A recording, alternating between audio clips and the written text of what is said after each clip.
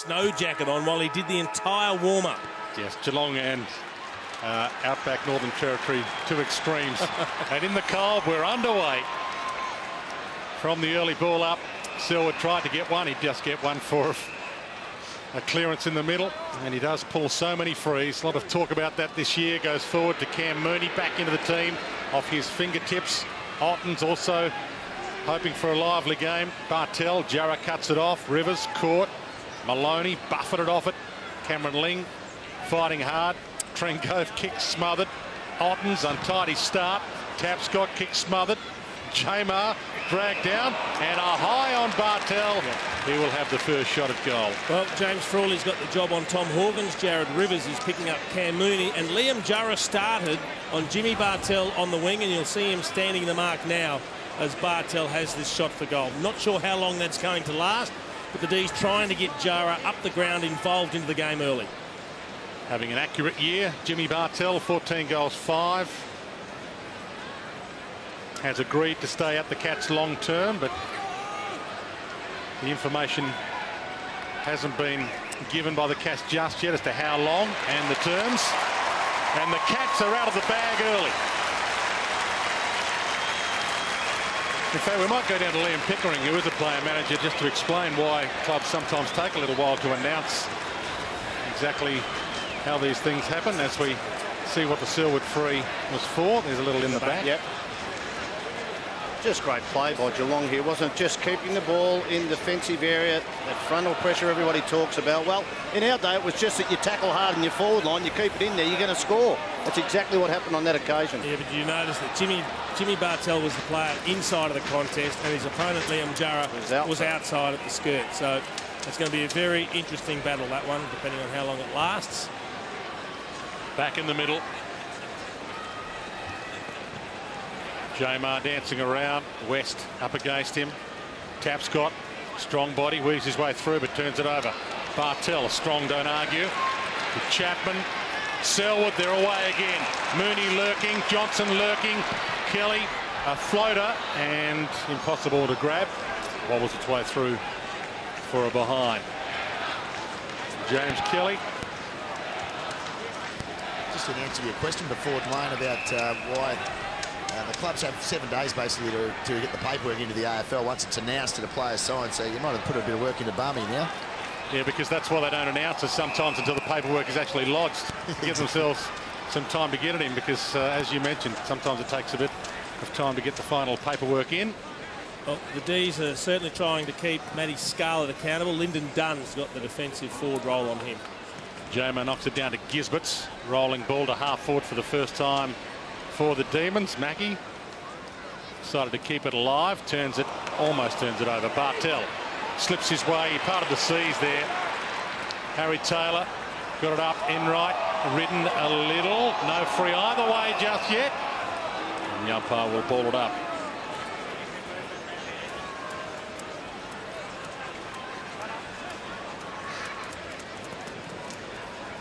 West disposes of Jamar. Corey threads his way through. Chapman. Bartel, another possession. There's a free kick off the ball. In the back, Chapman. Okay. And that was the after disposal. Paul Chapman to take it. Yep. Takes them a while to get the ball back. Chappie, one of their great contributors, turns the big 3-0 later this year.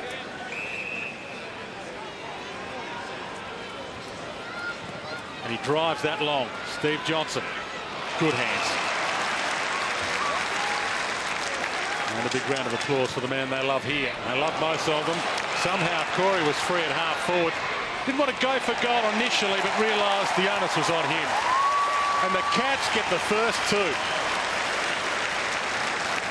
That was very, very ordinary defensive work by the midfield. I don't know what happened. No one swapped over from the midfield to a smaller defender. Long break where they had to relay the footy back to Chapman for the free kick. Just not on at the moment. Joel Corey starting across half forward, and I'm trying to pick up who's gone to him. And no one is now with him within 10 to 15 metres. So something's got to happen. Jones has gone to the wing. Maybe it was his man, but no one took responsibility. You can see Maloney there. That wasn't his opponent.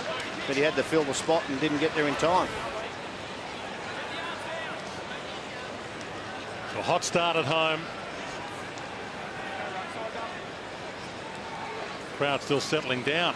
Some patrons still getting into Skilled Stadium. And already the Cats on top. McKenzie slips it out to Jarrah. And he ran into a wall. Off the deck. Corey missed it completely. Back slap, back to Corey. Manhandled off it.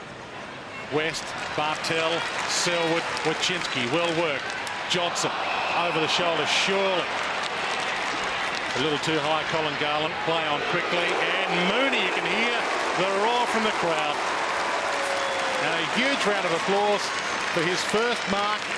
First game back for Cam Mooney since round 10. He's had knee problems. He's spent the last 6 weeks in the VFL. He's had to force his way back into this lineup. And just his 6th game of the season. He said pre-game he was a little nervous. Nothing nervous about the kick. First 3 to the Cats. And while all that was going on, no great surprise to see Liam Jarrah come off for a spell. He's had just the one hand pass, but his opponent, Jimmy Bartel, has had 4 touches, kicked the goal, set up a couple of forward thrusts, and you just knew it was a matchup that they couldn't allow to persist, Shorey. Well, no, and look, it's a ridiculous matchup because you know what Liam Jarrah does well. He is a forward player. Never seen him play midfield for long periods of time. And to go up against a Brownlow medalist, one of the best midfielders, one of the best accumulators in the game, to me, you're just giving an opposition the first step in. It just did not make sense to me, that matchup, at all. That's a nice and hard early, boys. 9 tackles to 3 and 4 inside 50s for 3 goals. So they've started exactly how you'd expect them to start down here. See just Minor strapping on Cameron Mooney's knee, which is good news. Stokes quick in off the square. There's that hardness, and he's gone. Oh, you cannot umpire. That is ridiculous. He had no prior there, did he? No. Well, he attacked the ball. He fell backwards. Nicholson heads wide. Gisbert's in a spot of bother here. A couple of Cats with him. Mackie got there first. Trying to get it to Duncan. Ball in. Have a look again. Well, look, you run hard at the ball. Both blokes having a great contest here. That is a ball up every day of the week. Just the ball up. That's all it is. He didn't dive on it. No. That's for sure. No, you should encourage players to go hard and keep their feet with the collect. McKenzie gets it out just in time. Nicholson, bouncing ball. Well played, Tringo. Body on the line. Frawley, Jones, Garland, Watts. And he gets one early. Jack Watts coming off a lean game last week. And maybe 50. He does. That's a bad one. Stokesy in that 5-metre area, protective zone. Fascinating battle at the other end because Lyndon Dunn's trying to get to Matty Scarlett. Scarlett trying to get to Brad Green. Gee, that's a monster. The square is 50, so he's taking in the length of the square plus 10. He's going all right, this umpire, at the moment. So this will be their first inside 50 for the game, but he has a 60-metre penalty there. Into a slight breeze. Into the breeze. That's exactly right, Chase. He keeps it low. Yeah, what, he's got it all right. Strikes it well, but it's offline. Actually carried a long way into the breeze because the flags behind the goals are certainly going the other way. So the free kick was on the point of the square. So he gets a free kick. You can just see Stokes there. Now, he's in the area, but his opponent was, and then that's that 5-metre zone. Yep. Sylvia. Bartel. Gisbert stole it. Martin gone. McKenzie headed. High to full forward. Howe is under it. He's got a couple to beat. Tried to crumb it. Scarlett got there first. No one to handball to. Jones. Marrick. Tucked into the line. Centering kick. And getting back Selwood. Bartel content to take it across. And what a play on quickly here. They've got 3 men running. Scarlett. It's a terrible kick. Watts should send it back with interest. He gives it off to Martin. Didn't necessarily have to. And Martin blazes away. Tringove went hard. Couldn't mark it. Dunn over it. Not ridden according to the umpire. Green couldn't handball it out. Mad scramble ball up. Well, I think Jack Watts is probably a little bit unselfish. He should have just gone straight for goal and had a shot. But once he hand passed to Martin, it put Stephen Martin in 2 minds. He didn't know what to do and ended up just chipping a ball into space. So, but they've got a contest deep forward. They've got to make something of it, the D's. Jamar and Ottens. No, they got near it in the ruck contest. Corey tackled. Petted. Can't get an arm free.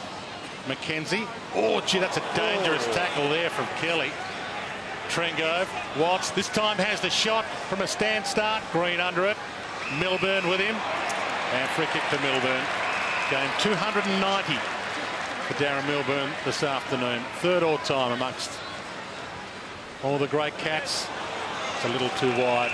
And it's doubtful to get to 300 because his tackle again. You called this. You called. Oh, that is a dangerous tackle. Lucky he had his head. But that's sling. But you can't blame the tackler because the player's burrowing into him with the head. So he's reached around and grabbed him around the rib cage and the waist. I've got no problem with that. All I'm saying, if his head hits the ground, he is in big trouble. Yeah, because see this second action there? That is a second action which they don't want in the game. I understand, but Kelly protects the head and he flips him onto his hips. That's actually a well-executed tackle. Well, I think he did execute it well late to get himself out of it. But no doubt they'll look at it. The player wasn't injured, so that's a good thing. Had he been injured, different story. Frawley short. Martin. They're owning the ball at least in the last couple of minutes. The Demons need to translate that to a goal. Cats have the numbers back. Lonergan, the big leap. Trengove off some hands. Went for goal and Duncan cut it off. It's going to be behind anyway. Just the required 15 to Selwood. Isn't it amazing, Geelong? Look at the variation of the corridor use. Yep. Ling, Wachinski, Johnson made him wait for it. He spears that to half forward. Stokes on the half volley. Mackenzie spins out of trouble. Caught with the handball. Strauss just in time. Marek run down by Varco. Spectacular. Steve Johnson's pushed forward here, boys. And he's about to go for this. He stays down for the Moon. And the Moon man couldn't mark it. Stokes off hands. Johnson might get it regardless. Soccer from mid-air. Misses. Could have just taken it a bit easier. What was that Merrick thinking here? Well, it's two things. It's the lack of awareness from the player and not much talk from his teammates either. Yeah, you've got to let him know. That's out on the full. Demon struggling. Scoreboard will tell you that. Enright. Well, at least they're getting as many possessions as the Cats at the moment. It's 38 to 33, so they're getting the ball. Just certainly nowhere near as effective or dangerous when they have it.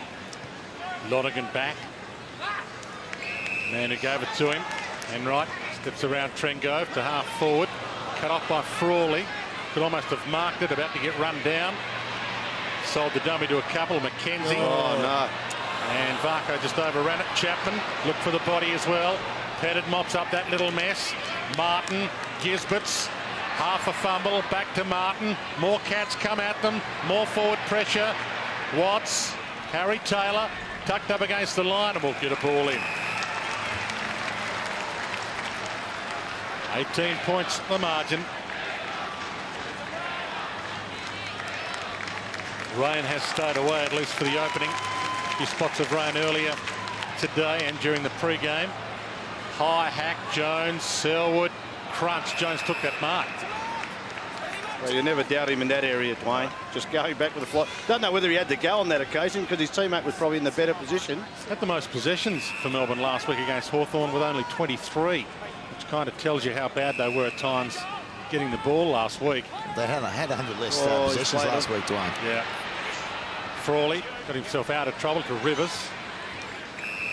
You'll be happy, Shorey. Liam Jarrett's gone forward now in his traditional spot. Yeah. You can see him there at the top of the screen. I think he'll stay there, Pickers, now for the rest of the day. It's a bit more north, that full forward area. It's going to be a bit warmer. Harry Taylor, Scarlett go up. And accidentally off the boot. Highest possession winner on the ground at the moment. Geordie Mackenzie for the D's has 7. All handballs. And all contested possessions. And he's playing on Joel Selwood. Yeah, it's an interesting stat. Gisberts tries to hack it forward. Bartel, boundary line looming. Selwood gets one back on him. And a splendid pass. Mackie can get and go. He pumps it long. Stokes, inside 50. Cohen had the reach on him. Held his ground. Nicholson, not a lot to go to. Needs to bounce and continue till he finds Dunn. Pace. Running for him now. And then slips over. Howe got there to make the contest. Gee, they've got a lot of players deep. They've got Jamar deep too, so the long kick would have been a handy one. Tried to play on now.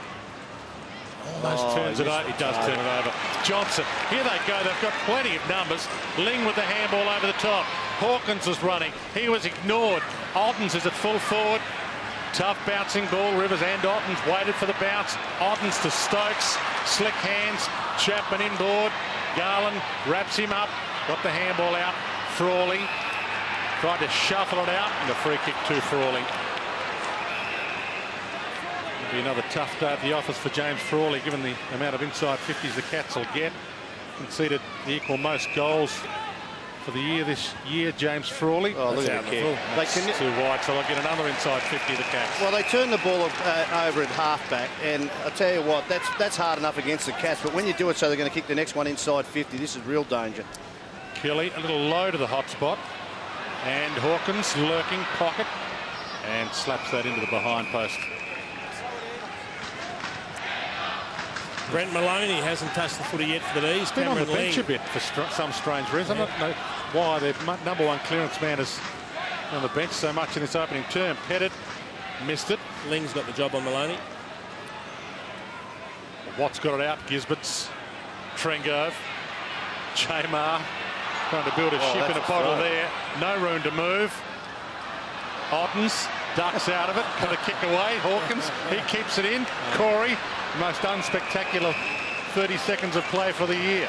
18 points the margin. 16 minutes gone, opening term. Good crowd, and you can see in the Doug Wade stand, barely a spare seat. Undercover. West with the slap down. There's less room in the Geelong forward line, but look at the numbers there. Trengo's kick marked by Bartel. Look at the corridor. It just keeps coming back. Enright, pick your poison. He's got so many players that he can give it to. Scarlett this time pokes it toward Ottens. Can't grab it. Corey couldn't grab it. And Pettit does grab it. Runs around a couple. Pumps it wide. Howe, Melbourne. Good player. Almost the mark there, Howe. Yeah, coming off a 3-goal game last week against the Hawks. Was among their better players, and he ties this up here. He gave a free away. Mackey's ball. Well, he marks the ball above his head. They didn't give him credit for, so Melbourne's going to have his hands full. They get enough supply. It's all in Geelong's half at the moment. Mackey towards Hawkins. Nicholson got in the hole and won himself a free. He doesn't know it. No. Dan Nicholson began the season as a mature age rookie. Now playing regular senior footy. Game number 8 for him, and a turnover.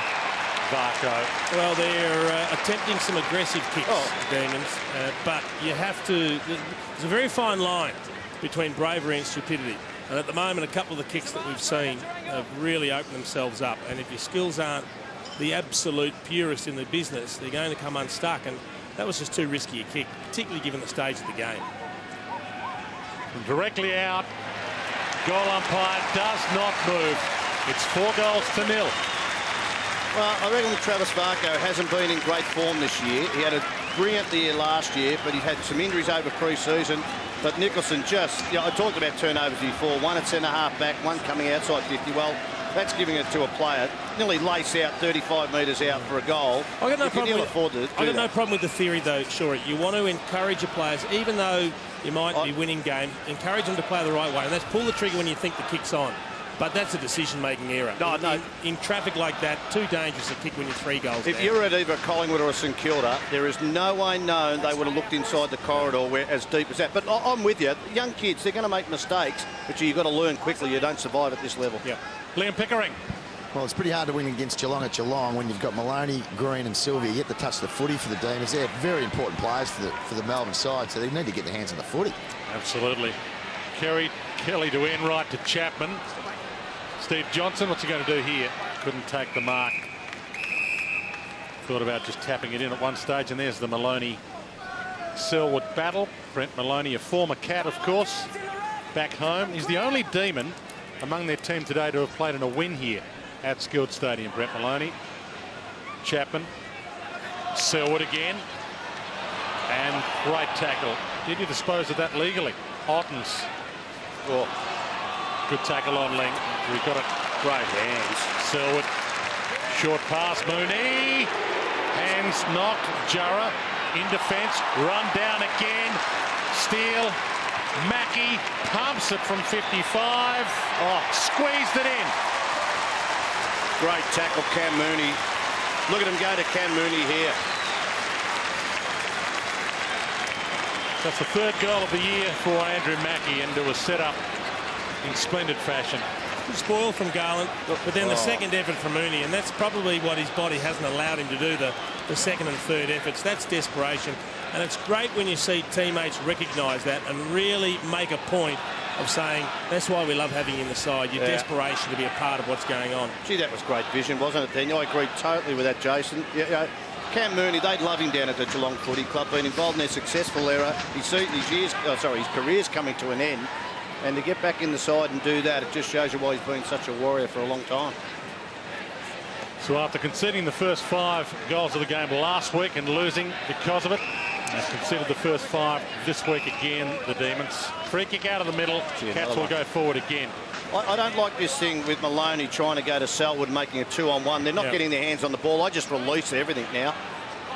Off hands, Mooney and Jarrah again were in the vicinity. Strauss hassled off it. Or came from Selwood. Jarrah stole it. Garland wide. Headed. Shows some composure. Played 21 minutes opening term. And the crowd, mainly Geelong crowd, getting their money's worth right now. Enright the steal. Corey back to half forward. Hawkins jumps. Second grab. Play on. Not paid it. Mackey running to half forward again. Pushing the back as he kicks. Johnson up against the boundary. This is his forte. He sets it up for Varco. And this for a 6-goal-0 start.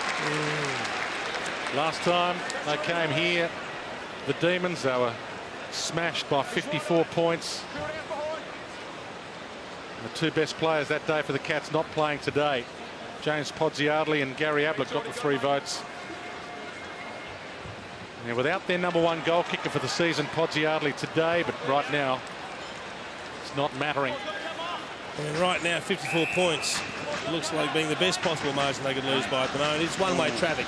Look, we have to bear in mind that they are kicking with a breeze, Geelong, but it's starting to be very much one-way traffic in use of the footy. They're getting more possessions, 76 to 61, the total possessions. And the way that they're making the D's turn the ball over is a genuine concern. Sylvia from Howe.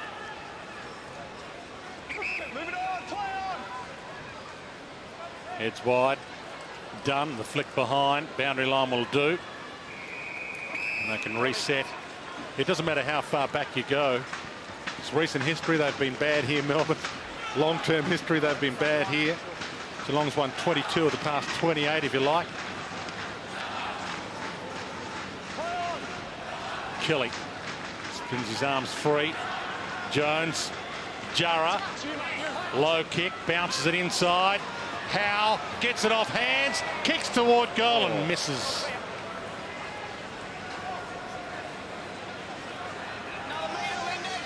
Just noticed Jack Watts just came off the bench then, boys. Normally he's the man that Melbourne throw behind the play.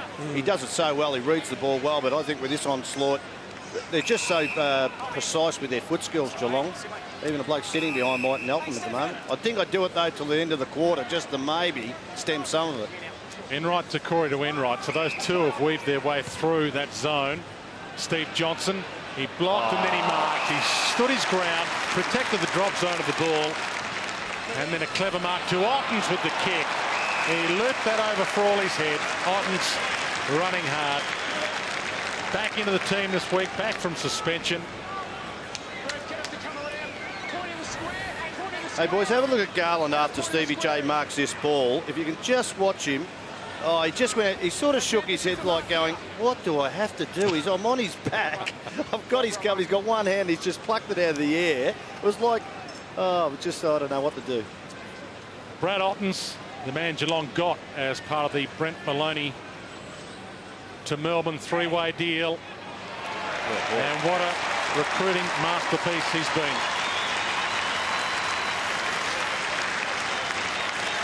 Six goals and 6 individual goal scorers. That's a great sign for the Cats, spreading it around. They're certainly multi-dimensional when they go forward. And the great thing is the players, the smart players that use the ball so well. You can see a clever mark from Steve Johnson, but they make the right decisions. He doesn't look for one player in particular. He says, what's the best option? And he had leads, but he also saw a beautiful pocket of space that Brad Ottens had run into and honours it with a good kick. We watched the VFL Geelong side prior to this game win by about 20-odd goals. And I'll tell you what, the style of play and their foot skills at that level, they train that Very way. similar, If you cannot kick, I don't think you will get a game at this Geelong club. It's just the way it is. Which is proof that owning your own No doubt. VFL team works. As Selwood wraps up Geordie McKenzie because they have control over the game plan, the game patterns of their reserves. Have a look at Collingwood. Collingwood, since I think it's only been 3 years since they've had they've won a premiership in that time, and it's no doubt you develop a lot better. I know it's something you pushed for when you were at Collingwood, Shorey, and it has come off. It's costing a lot of money, that was it. Well, that's it. It's not a cheap thing. No, it's 280, something nearly 300,000, I think. There's that man behind the play there, Watts. Spare change for Collingwood. Watts, Stephen Martin runs the back flank. Varco now comes at him. Some hesitation and now a floater. And the hesitation might cost them. Milburn, Taylor, stolen back by Jones. Martin, Nicholson, Watts, Geordie McKenzie. Even the crowd, I think, is stunned by this scoreline. Frawley to half forward. West gets back in the hole. He thumped that down to Duncan. Splendid. Selwood can go. Johnson's on his own at half forward. So is Tom Hawkins. So Hawkins run into the goal square. Johnson's kick, precision. Hawkins runs on. It's 7 goals to 0.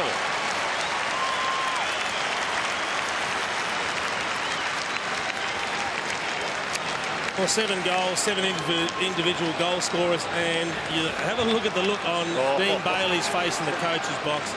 They're shell-shocked. I'm sure the Melbourne players are shell-shocked, and any thoughts they had of coming down here and reversing an alarming trend against them in recent times against the Cats, playing at Skilled Stadium, can very quickly evaporate. When the Cats start like this, they look efficient, they look slick, they look quick, and they're just absolutely tearing the Demons to pieces at the moment.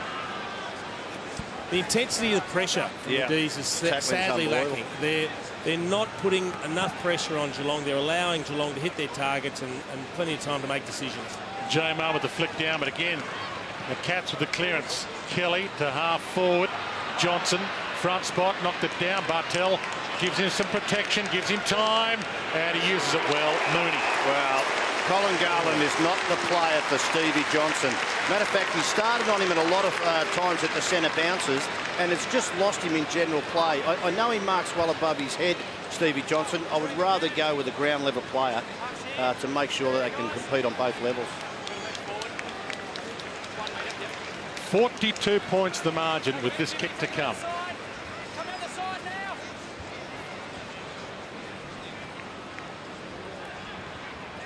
.48. Goal umpire does a bit of dancing.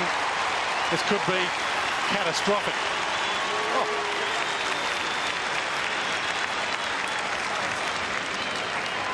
Well, we're getting into the corny lines very early, Jace, but that's okay.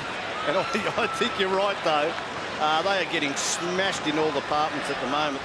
Their centre bounce clearance work has been fantastic. And look, the other thing about them, we talk about their foot skills, it's just a knowledge about what your teammate's going to do at all times. And once you get that within a group, that's why you have successful errors like they have over the last 5 to 6 years. You know the difference? Geelong leaders are all playing well. They're getting absolutely nothing out of their leadership here at Melbourne. Maloney's on the ball, hasn't had a touch yet. Neither's Brad Green. I mentioned Sylvia's had a couple now, but if they don't get their midfield group at least competitive, they've got no hope in this game. From the ball up. Chinsky couldn't steal it. Stephen Martin gets a kick, but it's kind of Geelong's way. Marek can't break free, gets one for too high. It's nearly quarter time and Brent Maloney still hasn't touched the footy. It's amazing. Cameron Ling has had just the 3 possessions, but he has kept Maloney statless. And he's won more clearances than any player in the comp this year, Brent Maloney. That sits a little. Rivers waited for it. Mooney tried to knock it down. Frawley inside a minute. Can the Demons finally get one? Gisberts gets the kick away. It's a high bomb. Scarlett's on his own. And that's his bread and butter. No one was on him. Chapman can get and go. To the open side, he thinks about it. Got Kelly in the middle if he wants him. And this could be catastrophic in more ways than one. They've got a coach who's looking to be re-signed. And they were in contention for a spot in the 8 had they won this afternoon. Kelly inside 50 towards Stokes. Off some hands. It's not as if Dean Bailey's not under enough pressure. 4th year as coach of Melbourne. It's been Spoon, and 12th so far under his guidance.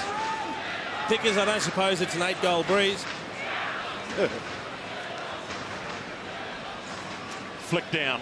Johnson might have one more left. Spins out of trouble. Looks for a pass target. Travel to 15. Enright.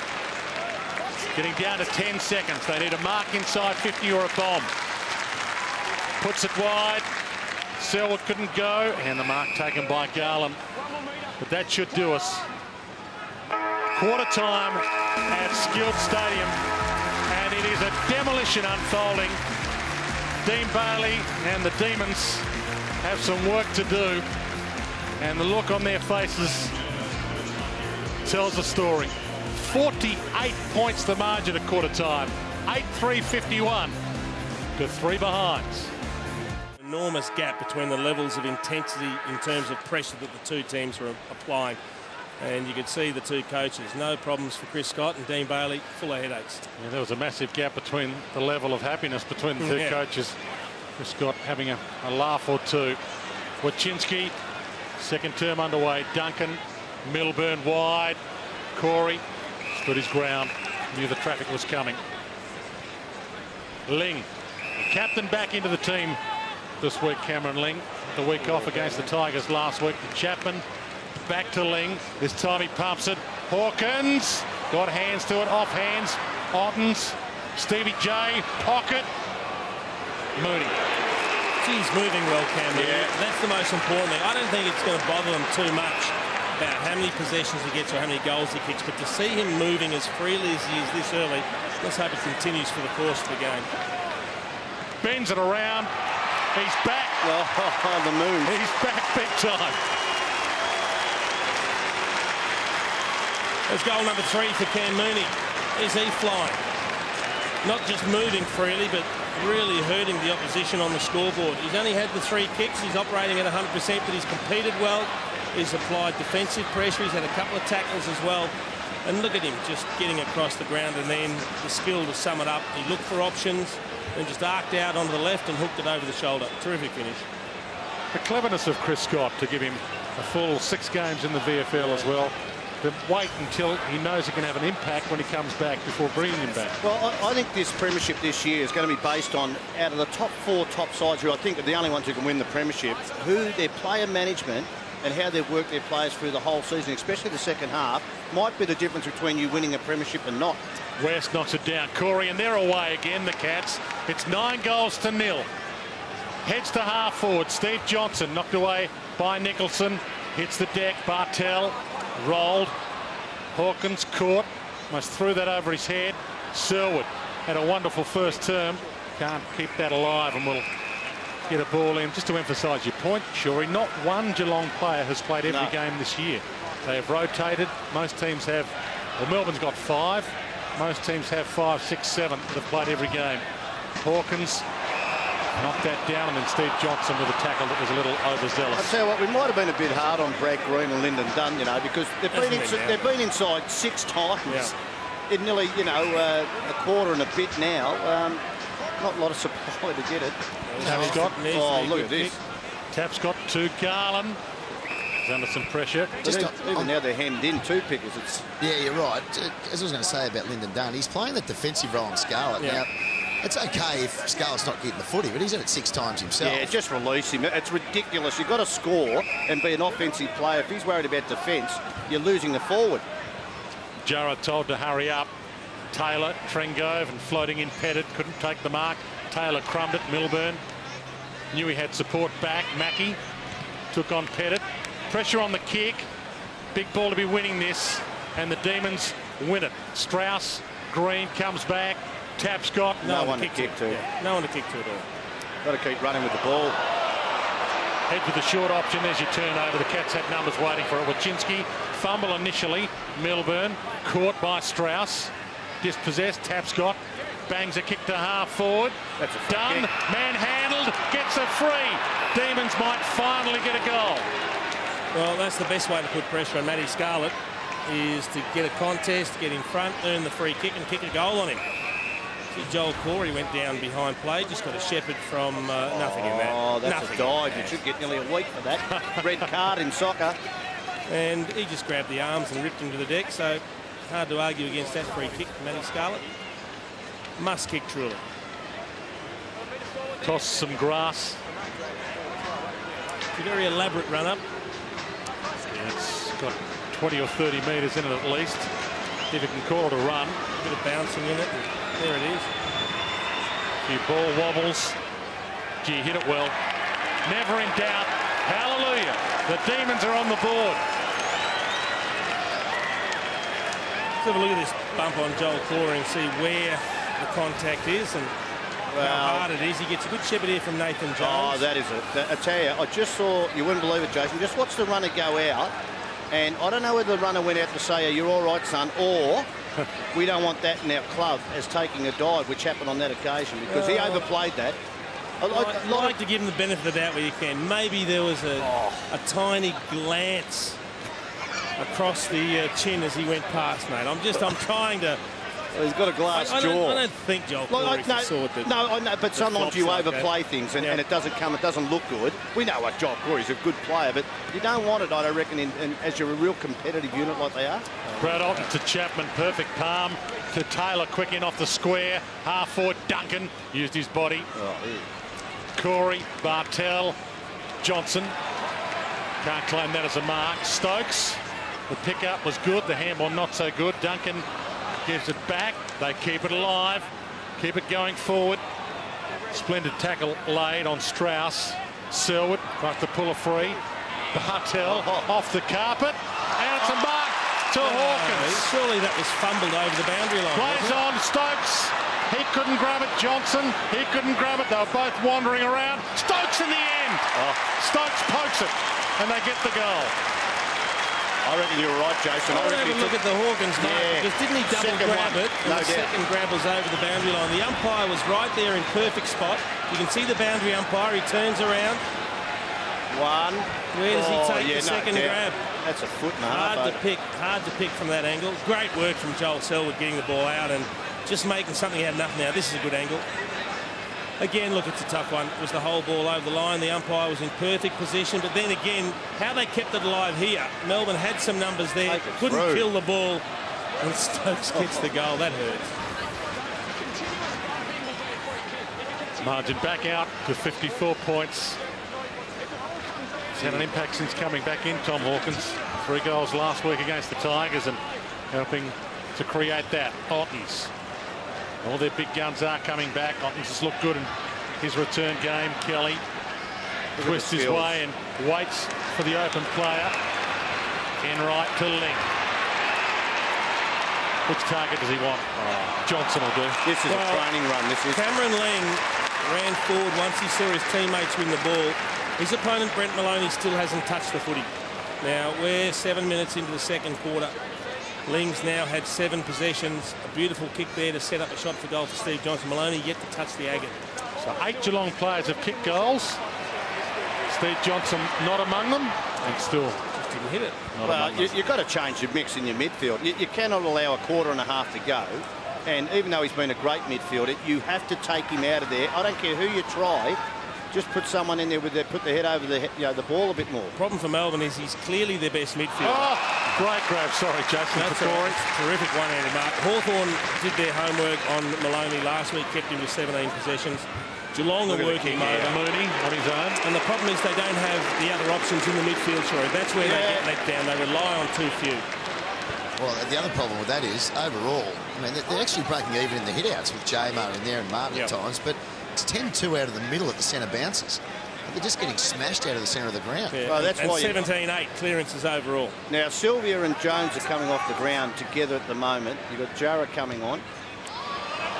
It's drifting back with the breeze. 4 kicks, 4 goals for Cameron Mooney. He could be on course for a special day, Cam Mooney. still operating at 100%, but just, you can look, he's got a smile on his face. He's loving being out there. It's not easy to accept, but full credit to Cam Mooney. He knew where his body was at. He knew where his footy was at. He accepted and probably participated in the decision-making process that said, well, let's get the body right. Let's play as long as I need to in the VFL before I come back. And I think that takes a lot of courage as a player to accept that, because no one likes running around in the twos. Everyone wants to be playing on the main stage, playing AFL, but he accepted that. And let's hope that he can just play his best footy for the season in this last 5 or 6 weeks of the season, plus the final series. And by the end of this year, he could be a 4-time premiership player, Cameron Mooney. So this is horrible signs for Melbourne. They are kicking with a breeze, probably a 3 to 4 goal breeze. Jack Watts is playing as a loose man in defence. It's just holding up the dam at the moment. And they've flooded players around the ball. Selwood still gets their takeaway. Melbourne, as they spread quickly with Chinsky. He could load up if he wants to. He heads wide instead to Corey. Thinks about it. Shrugs McKenzie. Back to Wachinski. Runs straight through Strauss. Shoots the handball wide. Stokes. Varco. This is amazing to watch. Duncan from Johnson. It's more than a training drill. It's a game against witches' hats. They're embarrassing the Demons at the moment. This is coach killing. I'm serious. This is coach killing. It's men against boys. Sure. But they've got to be better than that. We know they've been on the rise for a couple of years. They've had draft picks 3 years in a row, Melbourne. All those young players. And again, it's their senior players, their leadership, which has really failed to meet the challenge again.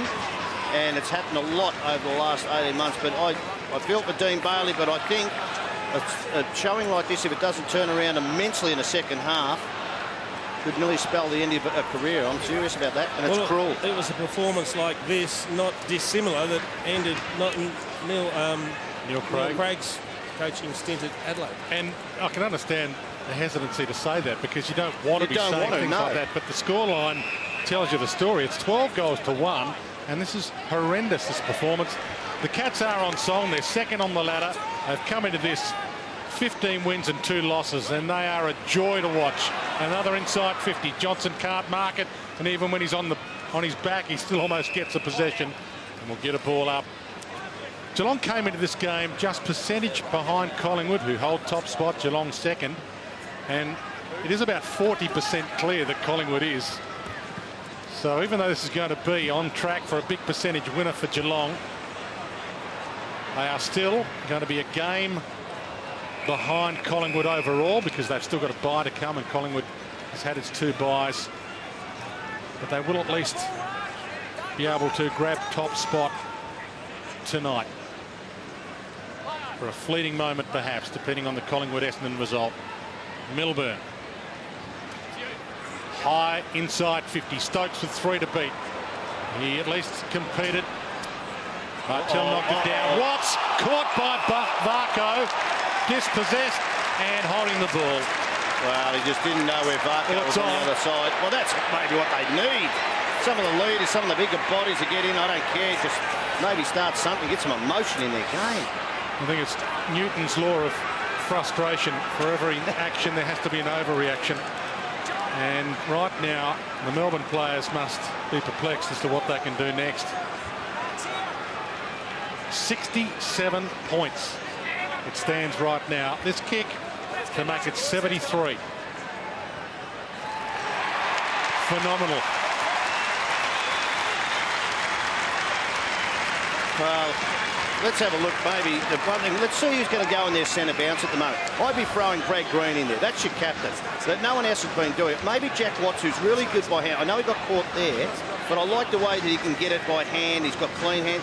Something different in your centre bounce after this goal to see whether you're going to vary it up. You know, it's not working at the moment. They've got McKenzie in there. They've got Trengo. That's good. Some young players. Give them a chance. Pickers brought it up earlier, talking about the senior players, their best senior players from Melbourne. Maloney's now on the bench with 0 possessions. Brad Green, although the ball's barely been forward, has had 1 handball. And Colin Sylvia is playing in the middle. He's had 3 possessions.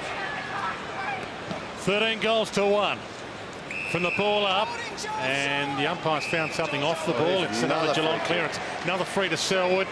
Pass to Bartel. Garland with him. Keeps his feet. Bartel went down, got up, bumped Watts, but he got it off just in time to Garland. Long. Fist comes. Offhand, Marek. Spears that inside 50 for Green. Look at the numbers. Still can't get near it. Harry Taylor, the release kick. Kelly can get and go. Duncan's running for him wide. Sold a dummy to Trengove. Duncan inboard. He made Mackie wait for it. Good tackle. Got to be ball, Jarrah. He just slipped it out in time. Ball up. A lot of players down for the Demons. The Geelong chant rings around Skilled Stadium. They've won their past 27 games here, and it's looking a lot like it's going to be 28 in a row. Been a long time since Melbourne won here as well. Around 2005, the last time the Demons had some success at this ground. Selwood tried to slip low in that tackle. Melbourne kick smothered. Rolls over the line. Yeah, look like they're on a mission, the Cats, don't they? You know, Collingwood has been received now as the champion of this league, and not secured a couple other sides just making their way in the top 4. There come the challenge. It looks like they're playing with some new zeal and zest in their team. There's some sombre faces among the Melbourne portion of the crowd who've made the trip down. Ling to his own advantage and to Mackey's advantage. Bartel pops it in the Mooney direction. Trengove got back. Well, they're not going to have much to kick to out here. There's 4 or 5 Geelong players just filling up the spaces. McKenzie, Jones, Martin waiting for some time. Scarlett. There's one of them. He does that so well, Matthew Scarlett. 32 years of age, and he does look like one of the ageless Cats. Chapman, as I mentioned earlier, hitting 30 this year, but looks as sparkling as ever. 60 more possessions. Yeah, not enough attention to detail for the D's. They're just letting Geelong run loose. Enright towards Steve Johnson. Off his hands, tackle late on Nicholson. Bartel with the crumb, rolls it towards goal. They've got a 14th.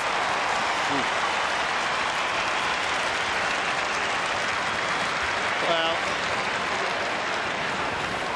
not a lot of detail in how they're playing and or attention to it, as you called, Jason. You are exactly right.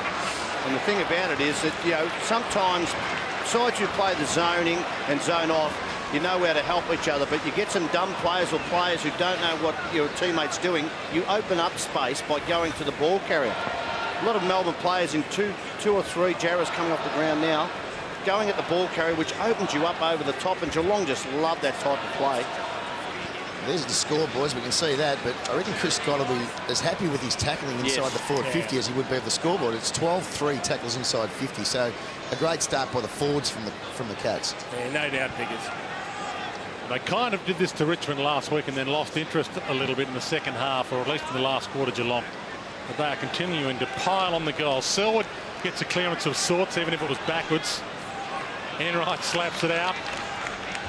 And Jones can't keep it in. They'll get a ball in. And it becomes a fantastic test for the young Melbourne players now as to how they keep their spirits up, how they keep their mental application to the game when you've just been blown out of the water in the first quarter and a half of the game of footy. Selwood, another handball to clear. Enright back to Selwood, the reward. Made him wait for it. Handballs it through Corey. And still good enough to hold his ground and get it to Enright. Dragged across by Trengove. 11th on the ladder coming into this Melbourne with 7 wins, 8 losses and a draw. They were still in contention for a final spot. Now, boys, look at the Melbourne players. Let's see if anybody wants to be proactive. They're all running behind their player. At that stop play, you've got to go get the ball now. You cannot even run. Oh, hold on. Chapman and Dunn. I think Dunn gave him the clip. Not happy at all. Ian wants to go on with it with anyone that's interested. He is upset. Paul Chapman having a few pointed words. There it is, Lyndon Dunn. Or Chappie happy to go on with it. I tell you, you want to get Chappie off the ground now. That should be a free kick against Paul Chapman right there, because he threw Lyndon Dunn to the ground. Well, we just had a chat to Duncan Kellaway as well about leave me alone, don't manhandle me, his own runner. He is rather angry at the moment. Yeah. I'd get him off. I'd get him off the ground. You don't want to lose him coming up the finals for a number of weeks. Sylvia, a floater, Lonergan in the hole. And now Joel Corey's gone and pushed him away from Good play. Lyndon Dunn and said, come on, mate, concentrate on the footy. Mackie. Selwood again. That's possession number 18, not a good one. Watts.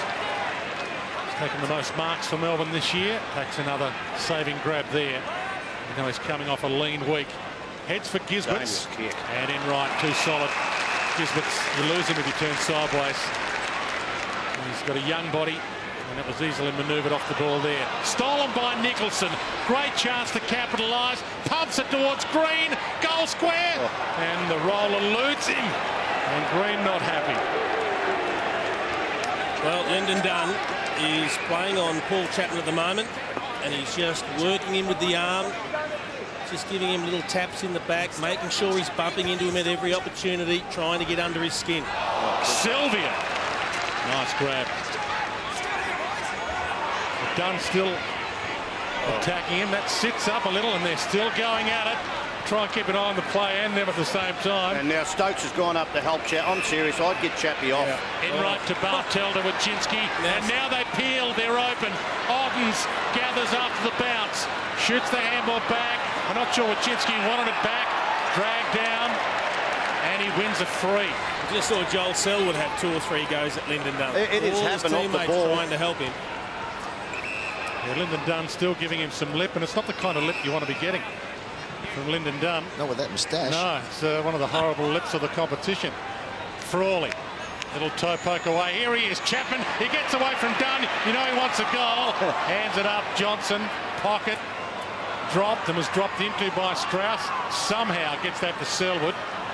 Handball's inboard. Frawley seeking the line, gets it. Well, I don't know what happened behind play because I never saw Chappie go. He went right off his head. Have a look at the top of frame here. Oh, just a little short one. Got him right in the solar plexus when he wasn't waiting. There's the return, and have a look at him. He didn't like it at all. I hope he doesn't go for that, but gee, you know who started anyway at the moment. Johnson, Mooney, Ling. Oh, they're waxing possessions to West.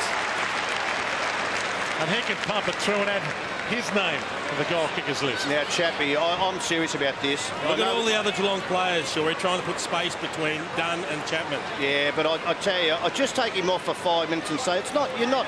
But I think that's a sign from Chris Scott. He's got to back his man in here, surely. Yeah, no, but you don't want to lose your man, Dwayne, with only 6 weeks to go to the finals. Well done, Nick. West kicks their 15th goal. I don't know what you're saying, Shorey. You don't want to lose your man, but the umpire's sending a word to Dunn. Here he is. Chappie's coming off now. But what they've done, they all flew the flag for their teammate, and that's a great sign, and everybody knows. But I just get him on the phone and say, mate, I know that was untoward what happened. You reacted. We don't want to lose you for 3 or 4 weeks and maybe lose your ability in finals. Well, this is after the original. He might get something for that now. It was interesting, the reaction from Dunn. I wonder if the umpire told him he was reported. Well, he should have been. And he threw his head back. I hope Chappie doesn't go that for retaliating. Well, Chris Scott's just taken him up the race and into the rooms to have a chat with him. As you can see there, it's great vision. Yeah. He took him away from the rest of his great teammates coaching. there. You know what? Because that's great coaching. Yeah, but coming from Chris Scott almost had a little grin on his face saying, mate, I've been there and I've wanted to whack blokes too. We've been in the same place, mate. So there's genuine empathy between coach and player. No doubt. Kelly. In the meantime, it's 15 goals for to 1 goal for. Selwood. We'll keep an eye on the action in the players' race as well as on the field. Howe tries to wrap up Mackie. Stokes to half forward. Kelly to Selwood, doing as they like. Johnson, pocket, one-hander. Oh, boy. And over the top with the handball. Mooney kicks another. He's got 5. Oh, boy. 5 kicks, 5 goals for Cameron Mooney. What about Stevie Johnson? He earned the other ones. That was a gimme, but look at Steve Johnson just pushing Jack Watts off, and then that is a beautiful left-handed handball to Cam Mooney in the goal square. He won't get an easy one than that. I tell you what, I've been happy with Jack Watts' use of his body this year more than any time in his career. But Stevie J just made him look like a kid who's come back out of that schoolyard It was just amazing. Too easy. That wasn't an easy handle. No. He drilled that 15 metres left hand. Perfect handle. There's James Kelly saying, Chappie, are we good now? Have you got your head back on? I'm glad he's back on. I'm glad they didn't drag him straight away. They let him try and calm down, back him in, quick word, back on, game back on. West knocks it down. Good tackle by Chapman. Dispossessed. Goes back in, almost got, he did get Mackenzie a little high. Jordan Mackenzie from Terang, local boy. His 84-year-old grandmother made the trip here today. She doesn't get to see many games. Well, she probably won't want to come back after today. That's why he doesn't kick it. Yeah. That was his first kick. He's had 10 possessions, Jordan Mackenzie, 9 handballs, turns his first kick over. Well, he's been playing predominantly on Joel Selwood today. Taylor to Chapman, to Bartel. Use of the body, splendid. I said, starting to get embarrassing. Well, I'm telling you what, if you're a youngster out watching this game, how James Bartel held his spot and used his hands just to push off is exactly what you've got to do. Make early contact and not move from the ground, though. Just brilliant. You want to re-ask the question about the wind? Well, they could be leading by 100 points at half-time. To the top of the square. Plenty of numbers down there. Steve Johnson and Hawkins. You cannot. They lead by 96. Oh, boy. Is that 8-goal breeze turned around, Pickers? Yeah, it's swung around, mate. It's gone the other way now, and the Cats have kicked 9 in the second quarter. But it doesn't matter. The breeze is having no impact whatsoever. They're just completely outplaying them. In fact, he probably could have let it go through Tom Hawkins, but you don't pass up field-edged opportunities like that. This is a dark day. This is a dark day in Melbourne's history, I would think. Could be a dark day in Dean Bailey's career. Well, it's heading for a record-breaking day for Geelong and for Melbourne. This is going to be one of their lowest scores of all time. If this continues, it'll be one of their lowest ever half-time scores. Melbourne stands at 1-4-10. We've got 5 minutes to go to half-time. And fortunately, or unfortunately, for Melbourne, plenty of time for Geelong to add to it as well. Secondary ball up in the middle. He's just joined us. Cam Mooney back into the team this week. And he has been the dominant factor with 5 goals. And the Cats are without their #1 goal kicker this year. James Podsiadly, 37 goals this year, not even playing. Gisbert's caught. Mackenzie, there's another handball. He's having a go anyway, Jordan Mackenzie. I'll give him that. Jones to half forward. Harry Taylor.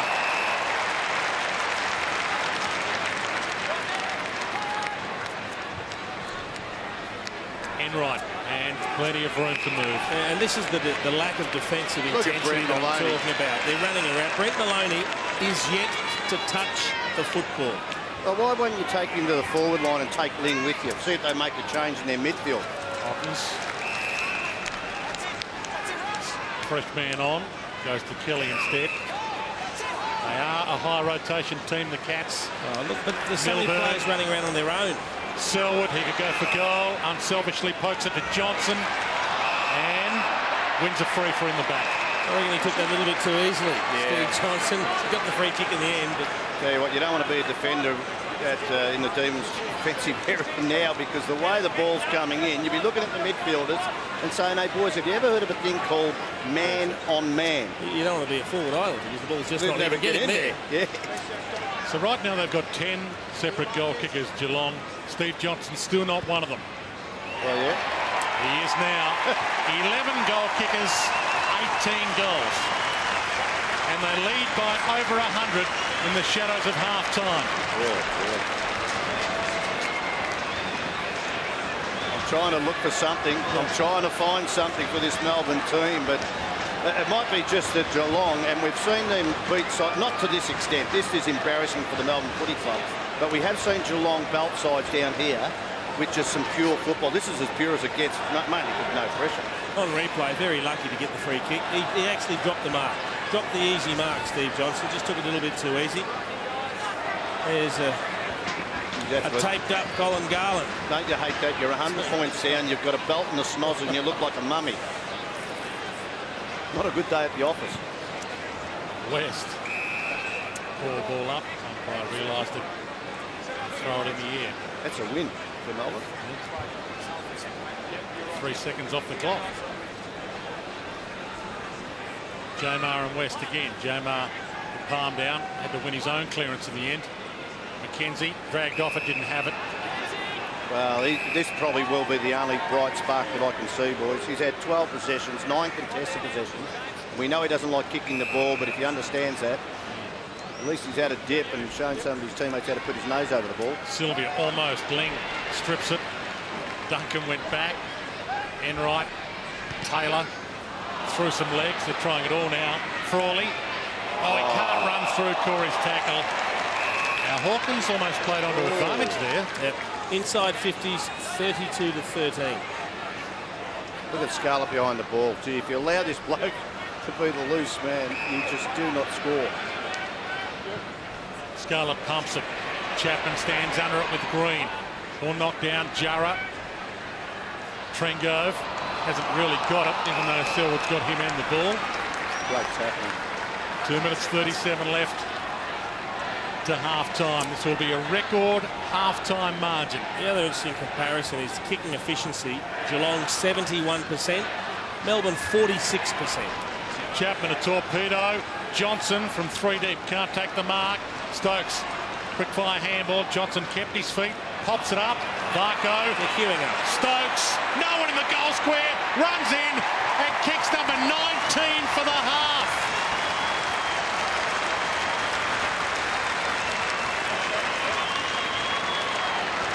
Well, I think they're going to have a lot of people running for the record books today. It looks like a score coming well in excess of 200 points. The margin's going to be enormous. It's going to be a great percentage booster for the Cats, but I think whilst it's going to be a comprehensive victory and a very impressive one, I think the bigger story is going to be the losers, unfortunately, Shorey. Yeah. Oh, no, that will be the story. And they're queuing up just to kick goals. It's less intensity than training at the moment. No, you're right. And I'll tell you one man who would be really dirty that he isn't out here today, James Pozzoliati. He'd be going straight to is it the Coleman medal? Yeah. You won it a couple of 100 times, but he would have been going straight to the top. When was the last time a team kicked 200 points, Dwayne? It was. Geelong's got the highest score ever. It was against the Brisbane Bears at Carrara, and they're a threat right now to beat it. They're a threat for 20 goals for the half. Ling, run down by Dunn. Got a kick of some sort. Varco for number 20. He kept it low, miskicked it. It rolls out, but we've still got 1 minute and 53 to get a 20th goal for the half. Well, I'm not convinced when you're getting belted by 20 goals, you need to do the clever stuff like Liam Jarrah tried to do there at the last centre bounce. Oh, they've got they're lacking discipline there too, because not just the effort. Free kick to Melbourne. So it will be a record-breaking half-time margin. It stands at 108 points right now, and it'll be coming back. Duncan. I mean, Pettit just got the ball kicked it as far as he could, but there's only Geelong numbers there. Jarrah almost gang tackled. Selwood tries to strip him of it. Let's look at the umpire screaming for a ball up. 37 goals, 17 is the highest score ever kicked by Geelong. They own that record. Right now it's 19 goals, 4. There's a chance for a 20-goal half still. Alton's back on. He's free. Enright haven't seen him yet. Loops it up in the air. Milburn saw him. Tapped it straight to him. Here they go again. 1 minute left. 19 goals on the board. Can they get a 20th? Johnson up forward. Chapman up forward. Spins it around the body. Johnson should mark it. Oh, no. Got a loose player in Selwood. Says no. We'll have the shot. Oh, here he goes. Oh, that's horrible on the mark. That is horrible. A 20-goal half for the record-breaking Cats. Well, to me, that is a total lack of discipline within this group about not being able to concentrate. You know Stevie J, if he gets on the right, he's going to come back in the corridor. Came about by just a long kick into the fence. They are so reactive at the moment, the Melbourne defenders, and so they should be. The ball's come in that often. But now you know, Jared Rivers, a senior player, has to play inside the corridor to make sure that you kick over the mark and force him around to go the other way. It was always going to happen. He's arguing with the umpire. Oh, boy. Let's forget about what's happening in the coach's box for a moment. This is an extremely poor reflection of the character of the players that are out there on the ground at the moment to allow this to happen without doing anything about it. 114 points, the margin. West in the ruck, down to Dunn, who ruffled some feathers earlier, but the scoreboard is telling the tale. See, we might see the old, what you did in the schoolyard, you swap the forward line for the back line and just say, hey, boys, this is what it's like. Gee, Stevie Johnson's had some sort of game, boys. He's had 18 disposals, kicked 2 goals and had 9 score assists. Rivers parts the seas. Melbourne runs back with the flight. Body on the line. Ball knocked away from him, though. Marek plays for the free. Dying seconds. Can the Demons get one? Enright pops it wide. Down to 20 seconds. Kelly tracks it down. Wants to keep it alive. Duncan. They're about to reload. Selwood went for a wobbler straight down the middle. Melbourne, not sure what he was doing there. And stolen back. Tapscott. So one error. And it almost cost them. They rip it back again. Half-time at Skilled Stadium. Listen to the crowd.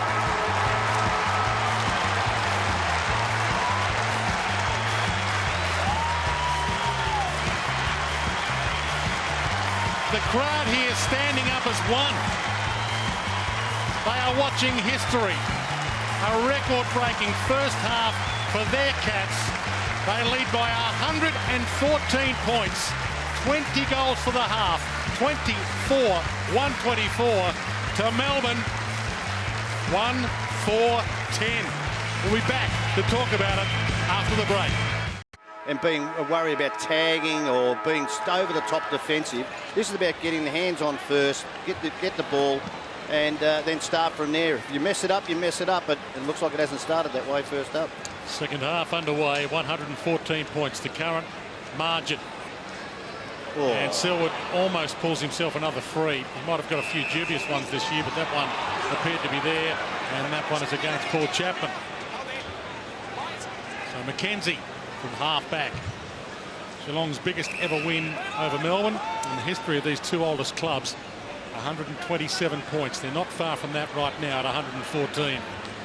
And a few other records in the offing as well. Sorry, Dwayne, you asked about the sub. Well, Maloney, something to give him a lift in the second half because he's the sub. Okay, Johnson to Chapman. And he's an angry chappie at the moment. Centering kick. Hawkins. Easy goal to start the second half. 120 the margin. Well, that is the one thing that the Melbourne hierarchy wouldn't have wanted to see, unfortunately. Straight out of the blocks. I wonder if there's something wrong with Brett Maloney, whether it's an injury or an illness, but he did not get a touch in the first half and he's been subbed off at half-time. Look, it was a big blow the way he was playing, but obviously he wasn't contributing at all, so he won't take any further part. Matthew Bate gets a chance to be a part of what's happening, but somehow the 21 players that are left now for Melbourne have to find a way to show some competitive spirit in the second half. If it was a statement with Brett Maloney about not touching the ball, I think he's the wrong man for it. He's had a sensational year. Last couple of weeks has been quiet, so I don't know whether the statement would have been made that way. I hope it is an illness or something like that. Mad scramble. Out of the middle, Sylvia couldn't grab it and rake it free. McKenzie. Well, again, McKenzie's just been the leader from this Melbourne side about going in and getting the ball as much as you can under enormous duress. So maybe we see some kamikaze football from some of his teammates. And Harry Taylor's been subbed off for Geelong. You can see Christensen there, who started as a sub, just getting tackled. Wrapped up and taken down. Nominated for the NAB Rising Star this past week. Alan Christensen, 25 and 26 possessions in the past 2 weeks. Almost been their best player in the past fortnight. Yeah, you suspect from a Geelong perspective it was a matter of who do we want to rest or who needs a rest, and Harry Taylor was probably it. Yeah, we talked of it a little, but the Cats don't have any players who have played every game. They've been rested, rotated, some have been suspended. Some have been legitimately injured. But so Matthew Bates gone forward and looks to be playing that role on Matty Scarlett that Lyndon Dunn attempted to play in the first half. Dunn. Sylvia going nowhere. Another ball up. The biggest ever half-time margin here against the Demons for the Cats. The reserves, the VFL team won by 21 goals earlier today. Right now, Geelong seniors lead by 20. Free kick out of the middle. Finally a takeaway. Trengove, McKenzie, the handball specialist, with Jones. Runs to 60, puts it up for Bate. Fresh man on, gets back. Well, you want impact from your sub. Just his 5th game of the season, Matthew Bate. And can he put this through with a straight kick? Well done, Nathan Jones too. Didn't bomb away into the breeze and just saw Bate double back on his opponent. As a goal kicker as a kid, his hero, he was a Hawthorn fan, kicked many goals, 1,254 to be exact. Jason Dunstall. And he puts it through. A 2nd goal of the game for Melbourne. Good opportunity for Matthew Bate. He's been in and out of the Melbourne side this year. Struggled to cement a position in the lineup. But when you've seen your team belted in the first half, you get the opportunity to come on. Critical that he just shows all the right attributes in terms of desperation, desire, hardness, some physical competitiveness. And then when he gets the opportunity to do things like this, is to put the score on the board. So a great start for Matty Bate coming on as a sub in the second half. Regardless of what happens in the second half for Melbourne, if you're curious, this won't be their lowest ever score. They kicked 2 behinds in a game against Fitzroy back in 1899. Oh. That must have been a bad day at the office. I'll find out how the coach went after that one. There's been some beltings this year, though, hasn't there, in the AFL? There's been as many lopsided games as I can remember. West. Good 50-metre launch. Ottens is down there. And Stokes stayed down. And it carried the pack. Well, gee, we're going to have to see what happened with this contest, because how can you, as the smallest player in the forward line, not have anybody on your back? Maybe at front and centre you might get there loose, but not over the top of the pack. And here's a sharpshooter, Matthew Stokes. Doesn't let you off when he gets a shot. 21 goals, 9 for the year. Never in doubt.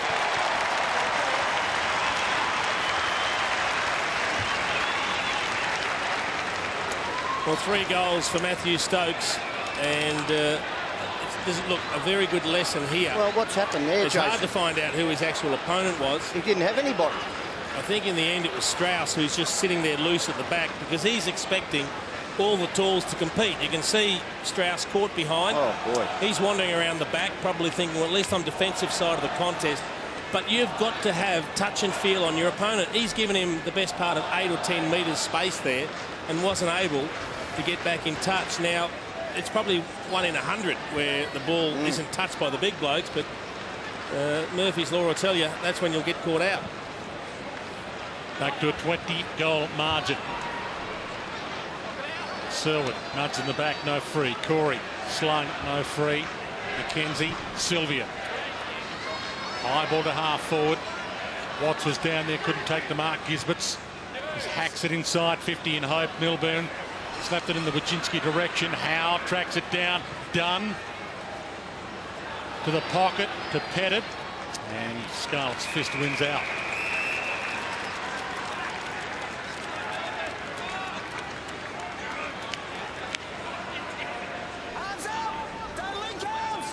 Even the crowd here, the home crowd, who are hoping for a big win, stunned by this contest right now, if you can call it that.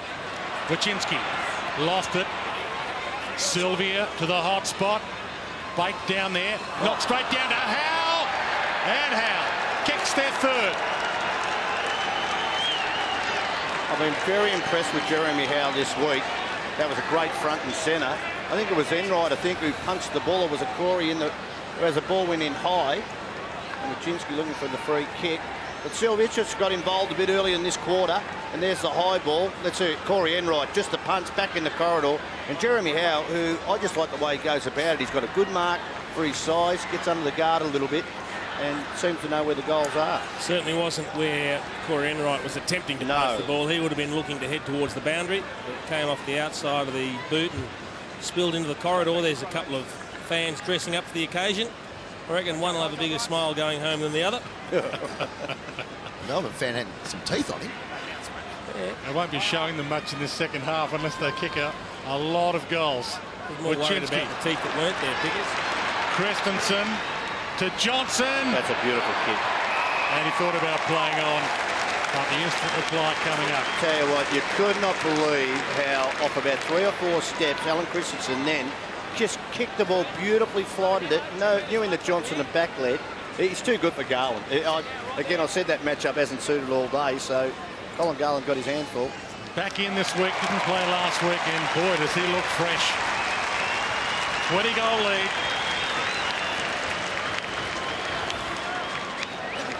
Still an 11-goal kicker spread. Mooney with 5. You've got Johnson with 3, Hawkins with 3, Stokes with 3. It's a wonderful sharing of the football, but that is just use of the footy at its very best. Garland trying something different. At least he didn't get beat on the hit-up lead, so he took front spot away. That's great. But the trouble is when there's no pressure on those further afield, and Christensen had all the time in the world to pick his spot. Well, good ball users will hit targets all day when there's no pressure on them. They've got time to sum up the situation like that.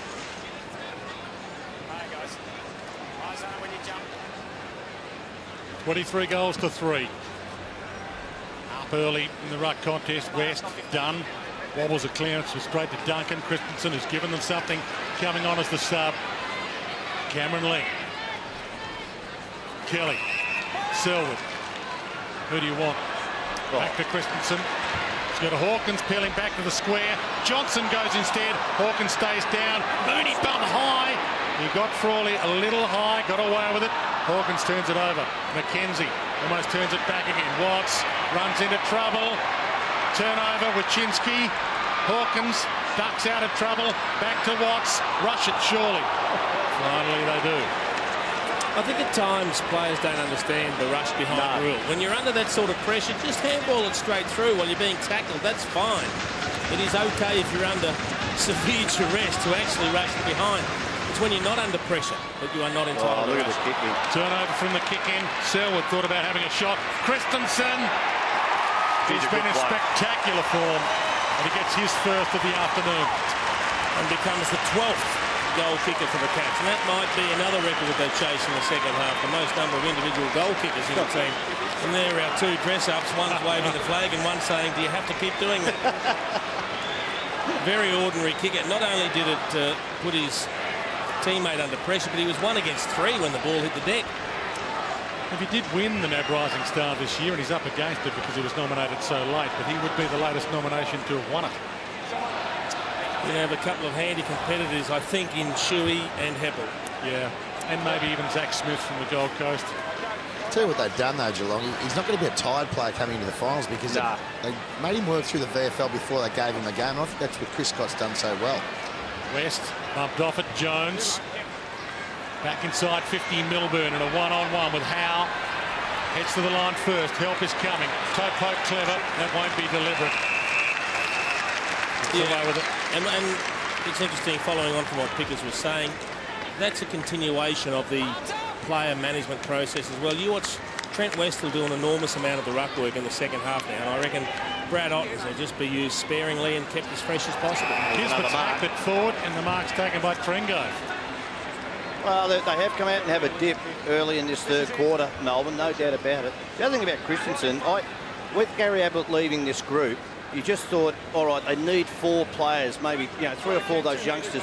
They got more opportunity, and they all have had that this year.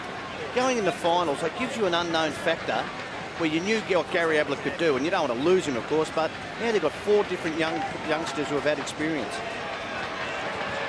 Straight through the middle. And they're putting on a better performance in this second half. Well, 4 goals to 3 in favour of Geelong early in the third term, so more competitive scoreboard-wise. Unfortunately, all that damage was done in the first half. But this is what they've got to do for an entire half of football now. They can't afford just to do it for 10 or 15 minutes, the D's. If they don't show some genuine competitiveness for the entire second half, you just fear what the cost is going to be come Monday, Tuesday, Wednesday. Sorry, Jace, they're going to need to start doing something out of the middle because it's 16-8. They're not even breaking even in there. No. Giving themselves half a chance. Cameron Ling will be dirty with that one. That's the first possession his opponent's had all day. Well, looks a little bit lost out there, Cameron Legg. Well, without Brent Maloney to smother. He's in defence. He's got a trend go because, as I say, Maloney obviously didn't get in possession in the first half, so he'll be dirty. In the back pocket, speaking of dirty, Chappie, who was a little dirty in that opening half after Lyndon Dunn gave him what for. Corey through traffic. Kelly extracts a kick, and Selwood about to pounce. Taps got right with him, wraps him up, drags him down legally. Crowd wanted a free. Nicholson tried the handball out. Selwood still harassing it, might still win it. Does win it back. Spectacular. Kelly to half forward. Hawkins half held, knocks it down. Martin to the midfield. Bartel over his head, slightly misread it. Marek runs onto it. He's got options at plenty. Might go for goal. Goes shorter. Watts! Push out. Push out. Don't know that it was a particularly good kick from Adam Marek either. I thought he had some options. Duncan. Ton of time. Bartel was the easy out. Just waited to see if he had a better option. Look at the kick in the space of one step. One step. Yeah. Chapman. Yeah, well, Kelly's on in the midfield if he wants to go there. Goes to Corey instead. Had the reach and kept his feet. Jones went to the ground. Corey tried to play it to his own advantage. Well, some players are champions for certain reasons. Now, Joel Selwood, have a look at the effort here. He continues to keep his body. And look at this. Now, this is Geordie McKenzie, who's, I reckon, a real goer. And he just said, I don't want you to get this ball. That is it's a great example of second effort and a competitive nature what makes you a champion. Another gang tackle there. Dunn got it off to Martin. Bartel might jump. Does. So too Howe. And Howe pulled it on the second grab. Headed. Strauss. They're playing better footy. Watts almost pushed off it, but still grabbed it and almost had paid that mark. Lonergan to Ling. Uncomfortable in the back pocket. Gets a handball out. Scarlett. He's got a man to mind at the moment. Christensen. Mackey. And they get through the wall. Johnson attacks it, but was attacked. Dump. Hits the turf. Christensen. Chapman. Christensen. Open forward line. Varco running back to goal. That's the man he wants. Gets back there off the bounce. Garland right with him. Varco can't keep it alive. We've got a game finally.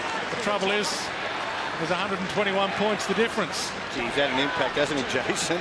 Christensen's just come on. He's had his 7 possessions up to this stage of the third quarter. Well, he wants to be a part of the final, so he's got to make every post a winner. Selwood.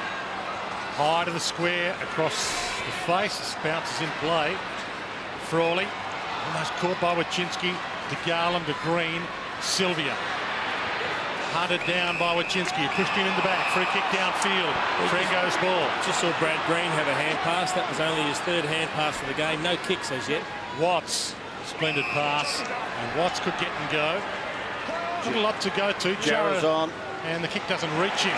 Bartel. Guys, you want to talk about the efficiency of Geelong. They've only had 40 entries. They've scored 29 times. They're kicking at 71%, Biggers. Bate to Jones, back towards Bate. Kelly comes in to lend a hand. Bate across the face. And Scarlett sees it bounce out. Unfortunately for the D's, they're kicking at a very lowly 48%.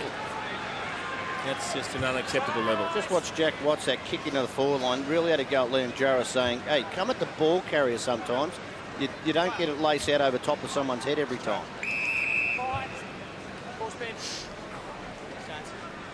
Collingwood hold top spot, but only by percentage. Geelong can still be a threat. It's going to be a percentage boosting win, even though Collingwood percentage-wise are about 40% in front of them. Corey, Kelly, Mackey, Scarlett, Bartel. Fantastic movement again. Chapman, Kelly, Johnson, ran into Marek, got away, extracts a kick. And right, Bartel playing with them still. Kelly's run to the wing. Duncan pursued by Jones. Kick toward half forward, free kick downfield. Jones gave him a little nudge. Play on. Christensen got it from Hawkins. And put it through.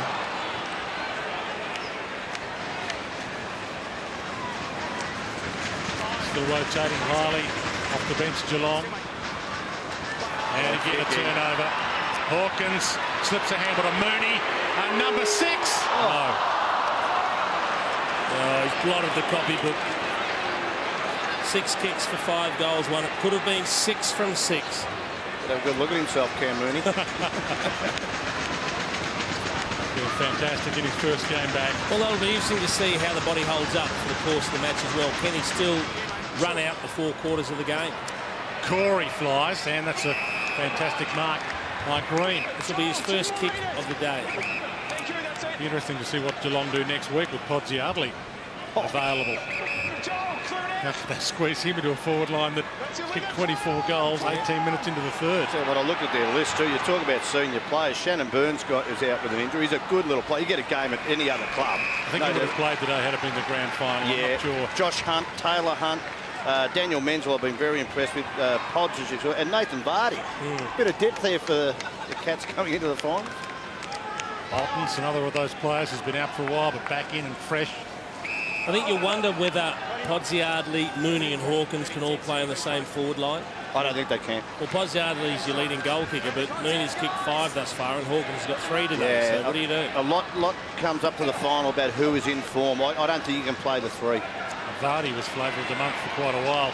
Chapman towards half forward. Varco peels onto it, run down. Hammett Hawkins dragged down and holding the ball. Didn't have much chance, Tom Hawkins. The other thing too, then you've got Ottens. You go with 2 ruckmen, which really makes you top heavy. Ottens and West. I'm pretty sure I think they would have already made that decision on 2 of those 3, not the 3 of them. Some talk they might go tall because going tall might be their best way of beating Collingwood, who is still the team everyone has to beat. Narrett. Yeah, I'm not convinced going tall is the way to beat Collingwood. No, I'm with you. Bait. Got Lee Brown running around as a mobile ruckman. Headed. Couldn't get a big run at that. Watts. Ball spins to his favour. Runs the line. Bait. Little slip gone. Wachinski got the arms free. Jura, Trengove, Marek.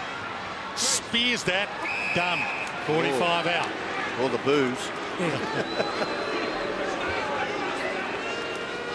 Just cottoned on. Yes, this was the man that was involved in Paul Chapman. They don't like seeing one of their favourite sons upset. He's got form as well this year, Lyndon Dunn, if he does go for that. Copped a 2-week suspension for kneeing Daniel Pratt in the head, and that ended up being an 8-game out. I reckon Chappie was upset with him, just saying no one has a moustache like that these days. He was just upset with that. From directly out for the 5th goal of the game. He gets onto it. It's all the way.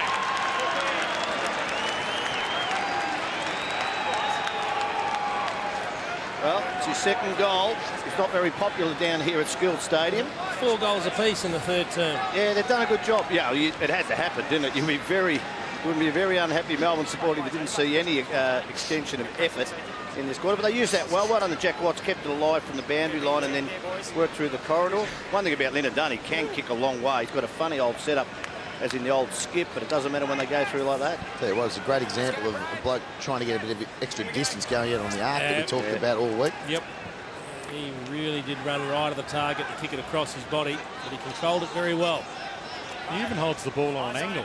But we didn't hear the umpire call play on. That's true. To suit the angle of his leg, which is a little different to most. Selwood extracts it. Done. The man we were speaking of. Chips wide. Corey tried it with a toe. Wachinski mops up his little mess. Kelly back. Chapman. Bartel free. Players on in the middle. Stokes. Chapman. Gee, they did that well. Melbourne flooding players back, so Geelong just working around them, trying to spread the Melbourne defence. Enright to Milburn, all the way up to half forward. Hoping for Johnson, got a hand on it. Jones down, Johnson knocked it away from him. Varco back to Jones. Strauss. Enright, and with him Marek. So a lot more competitive in this 3rd term Melbourne, but they couldn't get any worse. Been hovering around the edge of the top 8 all season and been a half a threat to make finals. This is going to knock them around big time. Ottens, Corey, Bartel, Chapman. He bounces it to him. Chapman 60 out, and Mooney has a chance for number 6. Gee, that's a good spot. think most people thought he was going to blaze it long. Pretty ordinary hand pass coming over from Jimmy Bartell, but Paul Chapman just summed it up so quickly. Made a great decision. Little chip to Mooney, gives him a chance to kick his sixth. Has struck the ball very nicely, and you know, he's had issues with his goal kicking before, but certainly been very good today. Came into this game having not kicked a goal all year. Of course, he was always going to do that after I gave him a rep. Oh, of course, you can give it to him. You can wasn't any of them. 118 points the margin. It was 114 at half-time.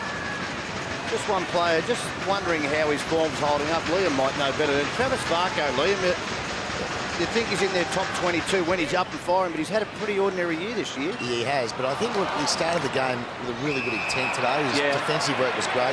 I think he's a critical player to the Cats. Play onto advantage here. Martin back with a flight. Ling, rare foray forward. Enright to Steve Johnson to weave some magic. Ling in the pocket, gives it to Mooney, goes back to go forward. Kelly went for players open in the midfield. McKenzie cut it off to Dunn. Well worked. Headed. Got the handball from Nicholson, gives it to Green, back to Dunn, runs through some traffic.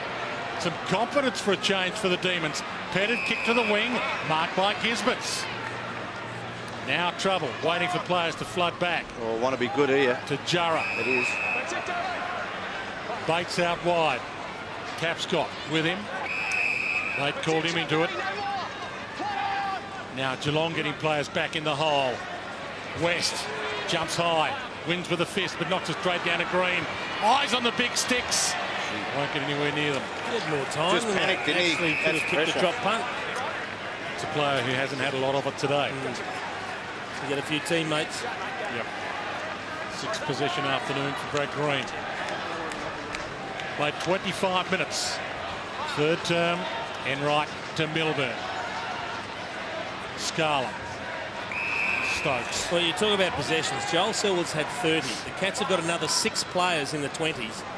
Melbourne don't have one player that's had 20 possessions. And the one who has, Geordie McKenzie, he handballs more than kicks. Yeah. Joel Selwood was the man who cut them up last time as well when they met. 35 possession game that day, and right now he's headed for more. Has it at half back here on cue. Hugs the line. Mooney comes down. Green. Dunn. Got one a little high there. Umpire took some time to play it. Crowd getting a little restless. Watts feeds it to Trengove. From 50, just goes for the square. Bait. Got a hand on it. Bartell. Well, he kept that in. That is amazing. To take the game on in those circumstances. Why would you do it? That's a team under no pressure. No pressure at all. Just wanting to do what they want. Wachinski, he just runs away from them with speed. He might be 30 years of age. Hasn't lost any of it. Kelly to Ling. Varco's on the move. Set up beautifully. Might go all the way himself. Runs inside 50. Unselfishly. Johnson. Another training drill. Well, James Bartell in the back pocket, where any other side of the coach of any other team would be thinking, take it over the boundary line and we'll have a throw in. He's kept the ball alive. Yeah, and there was a genuine urgency between him and Enright also kept it in. And then they opened up the corridor, and I wasn't sure whether Steve Johnson needed to kick a banana, though, Shorey. That's when he Steve eventually Johnson. gets on the end of it. He could have waltzed in and kicked a drop punt. He actually runs a little bit across the goals to angle it over for the banana. Why are you surprised? It's Stevie J. Shouldn't he? 4-goal afternoon so far for Steve Johnson. 124 points the margin. They're leading this quarter by 10 points. Corey through traffic, tied himself up. Selwood turns it over. Bate threads a handball through nicely to Gisberts. Wants McKenzie, who obviously wants a handball. Howe from 50, back into the corridor. Gisberts bangs it forward. It's a wobbler. Scarlett front spot, ridden surely. It rolled through. It was touched, but it's a Scarlett free. Yeah, the other thing too out of this game, all Geelong players are going to come up fresh out of this because there hasn't been a physical contact game. They might even wrap Cam Mooney in cotton wool. A couple of them who are... Plenty of them. Well, it's fair to say it's not the first time Melbourne's been accused of that against an opposition side. And that doesn't augur well for the structure that's in place either. Ling inside 50. Taps got off hands. Bate sides his way through. Tringo. In actual fact, there'll be a good grudge match next week when they take on the Blues. That was where the original bruise-free claim came from. Bate run down. And they'll be coming off a 100-point loss here. Gisbert's to McKenzie. Bounced it to half forward. Mackie, well, he saw Wachinski. Splendid punch. Ling, Milburn.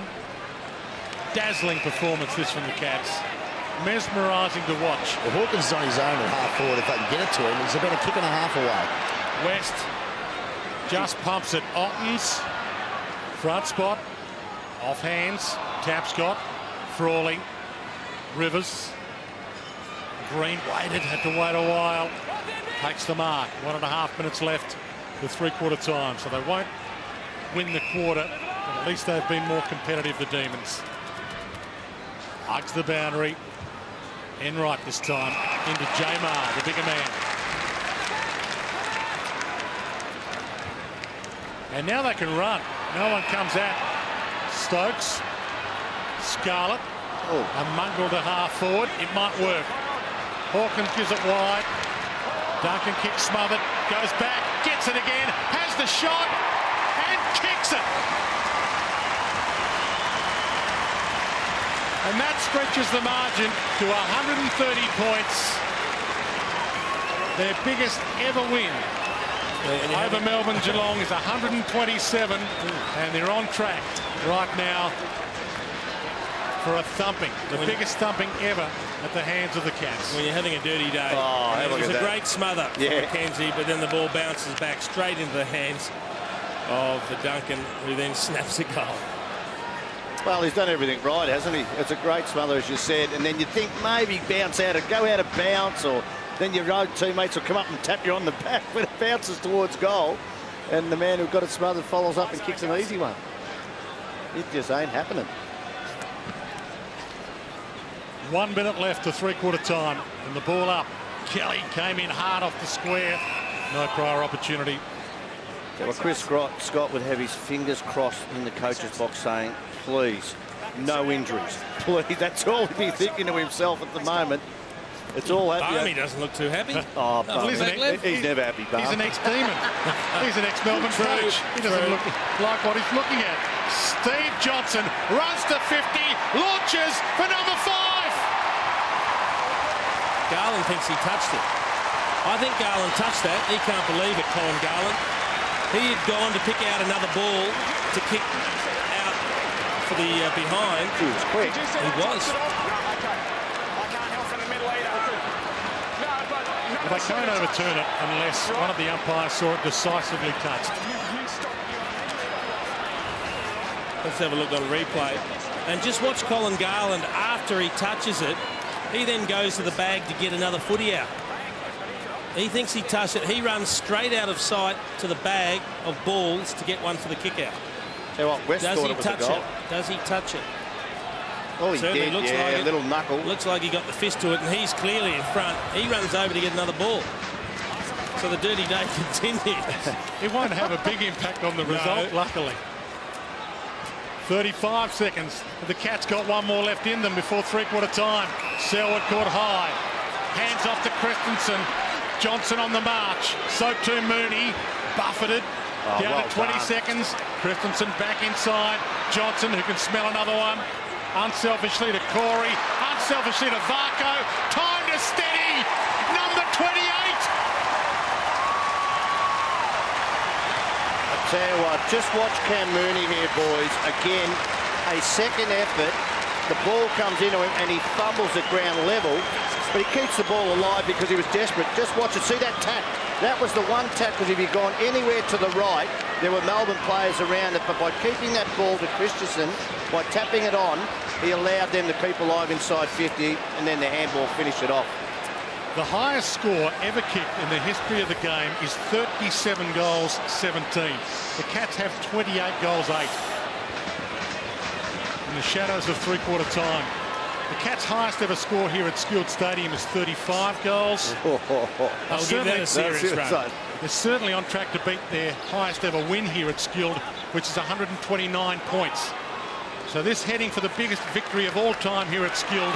They lead by 142. They're not done yet. They get a free. No, they don't. 55 from goal. 142 points, the margin at three-quarter time. Stick around. You're going to see some history after the break. 28-8, 176. Plays 5-4, 34. 92. The highest score here at Skilled Stadium was 35 goals. And they're about to have their biggest ever win against Melbourne and their biggest ever win here at Skilled in general. From the ball up to start this final term, Selwood. It begins as it finished. Selwood clearance. Christensen tracked it down, later tackle on Nicholson. Selwood down behind play, Dwayne. Yeah, that's horrendous news for Geelong. He and Tapscott poleaxed each other. Tapscott was slow getting up as well. How wide. Been poleaxed a couple of times this year as Joel Selwood. You might got a knee in the area you don't want to get a knee. He's going to come off. There we say this. Better than a broken jaw. Pettit caught. Enright ties it up. He'll be off and in cotton wool. Let's have a look at the clash. Hard to say exactly what the issue was, but two solid boys. Had that horrific facial injury in that clash with Farron Ray earlier this year, and luckily for him, not a repeat of that with Chinsky. Mackie threaded through. Lonergan, not a lot to go to. Now he has on the open side. Varco had Duncan. Back into the corridor. Enright, Kelly. Numbers are plenty. Again, it looks as if they got 22 out there. With Chinsky. Varco. Oh, come on. The seas parted for him. A wobbler inside 50. Bouncing ball. Ockens back of the pack. Tried to swoop. Falls on it. Now in a spot of bother. Oh, very lucky. Gee, that was too easy. Far too easy. Travis Varco just running away from... that is embarrassing for Melbourne players. He just went straight through, didn't he? That is embarrassing. Ball knocked down. Good spot for a ball up for the Cats. Well, you get sold to dummies sometimes, but that is just a total lack of defensive pressure or effort. Jeremy Howe. And Travis Varco. Hopkins. Flick down. Steve Johnson. Stokes. From a stand start. It's across the face. Hawkins has to go. Almost off hands. Mooney pumps it back. Duncan hands it off to Ling. They've been unselfish. And they've been awesome for most of the day, the Cats. Ling hits the post. So what Mitch Duncan knew that Cameron Ling was going to have a shot at goal on his left side then. That's how smart that handball was in board. They're almost, well, you could argue the three best midfielders, Selwood, Bartel, Chapman on the bench. That is amazing. You only wrap 4 in cotton wool at a time under the rules. Well, you can play with 17. As Lonergan, who had that horrific injury 2006 here against Melbourne, round 21, when he almost lost his life. Similar day. And he might be wearing the unlucky number 13, but he's lucky to have his life. Great to see him out there still. Johnson. Stokes. Ling. Time to spend it. Spends it well. Another goal kicker, Jace. That's 13. They're up to 13. I was about to say that a moment ago, but he hit the post. But he gets a second opportunity, and just their ability to keep the ball alive in the stoppages and then get a hand on it and control it and farm it out to a teammate has been extremely impressive today. They just get the right people that handle the ball cleanly in pressure situations, and all of a sudden it releases a teammate who's got the time and space to either hit a target or kick the goal, like Cameron Ling did on that occasion. He becomes the Cats' 13th goal scorer today. I've got a plaque on the wall downstairs celebrating their 37-goal, 17-game record-breaking AFL, VFL record-breaking game against the Brisbane Bears at Carrara in 1992. They have still a chance to rip that one down today. Were you there, Dwayne? Were you playing? No, 1 year after I was told that my time was up, Pickers. Oh, that's hard. He knew that. But thanks for the reminder. Pickers knew that. I actually didn't know that. You did. I didn't know that. That is horrible. But I do know that game because one Brisbane Bears player, I think it was John Hutton, kicked 8. Didn't get in on the party, his opponent. I'm not sure who it was. Oh, don't make up with it now, mate. Hide it. And Billy Brownler still celebrates the fact that he kicked the behind that broke the record at the end of the game. Cats free. Kelly.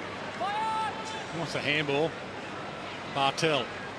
Straight down the middle. Hawkins. Was he held or did he hold? He got caught behind. He grabbed the jumper off Jared Rivers, who just read where the kick was going to go a little bit better. Strauss. Bait. Back to Strauss. Centering kick. And Jara, a little slip, but then he was on his own and maybe within range. Did you kick that? Uncertain. Heads to Watts. And that's a great pluck. Chance for goal number 6 for Melbourne. Well, one thing he does do, Jack Watts, is he continues to work. He'll continue to present. He'll continue to run. He's equal second. Well, this will be the second highest number of possessions for a Melbourne player when he comes into possession number 15. 7 kicks and 8 hand passes behind only Jordan McKenzie, who's on 20. This means there's a lot of his teammates that haven't got much of the footy, but he continues to try and work hard and present, and you've got to give him credit for that. Concentration all over his face. I'll take anything they can get. Hangs it out to the right, peels it back. That was a work of art. I guess I was like a lot of other people, Shorey, heading into this season, you know, all the hype about Jack Watson. I just hadn't seen enough to be convinced, but I have seen enough this year. I've seen a young man mature, use his body better, work harder around the ground, be stronger over the contest, and I think he is going to be a very impressive player for Melbourne. I'm not saying that I picked it early, but one thing I always saw at him was he had clean hands, and at ground level, when he did get it, and he hardly got it 3 to 4 times in his first couple of seasons, and when he did in games, it was so pure. I thought, now you've got to work. You know what, it might take a player of his size 3 to 4 years to know what his body can do, and what's happened there is he's moved a couple of seats away from the flag waver. He's not copping the flag in the face anymore. He's had enough. It doesn't matter how far he moves, our wide-angle lens will continue to follow. He could walk back to Melbourne now. Chapman to half forward. Corey attacked it. Down the spine, they peel for him.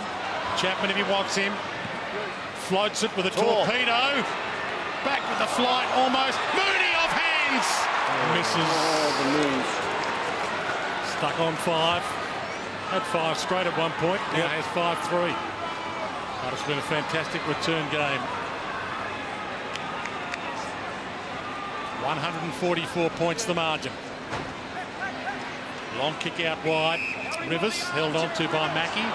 Wins himself a free. He's extremely good one-on-one in the air, Jared Rivers. Doesn't get beaten that often. And he was always going to have the advantage over Andrew Mackie. It was actually a good decision by Garland to kick it to him, because you've got to identify the matchups that actually work in your team's favour, and that was one of them. Lonergan. Fist. Bartel shoots a handball out. Kelly missed the target. Jara takes them on with a bounce. Not a lot to go to. Realises it now. Off hands. Trengove. Wrapped up by Scarlett. No prior opportunity. He just ripped it from him with strength. Kelly. Lonergan. Bartel. Across the face of goal. Varco. And he's got the spare man in right. Who can get and go. Oh, there are loose players everywhere. Coming off the bench, Cameron Ling. Fresh on. They can have a raffle. Ling. Duncan. And he centres the ball to Corey. Well, if they didn't kick it to Corey, they could have kicked it to Hawkins, who still has no one on him. Their forwards outnumbered Melbourne's defenders in the attacking 50, and that's an extraordinary scenario.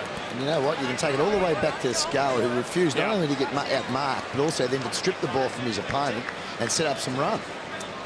So Geelong's highest ever win over Melbourne was 127 points. They now lead by 150. And is marking down the record in the record.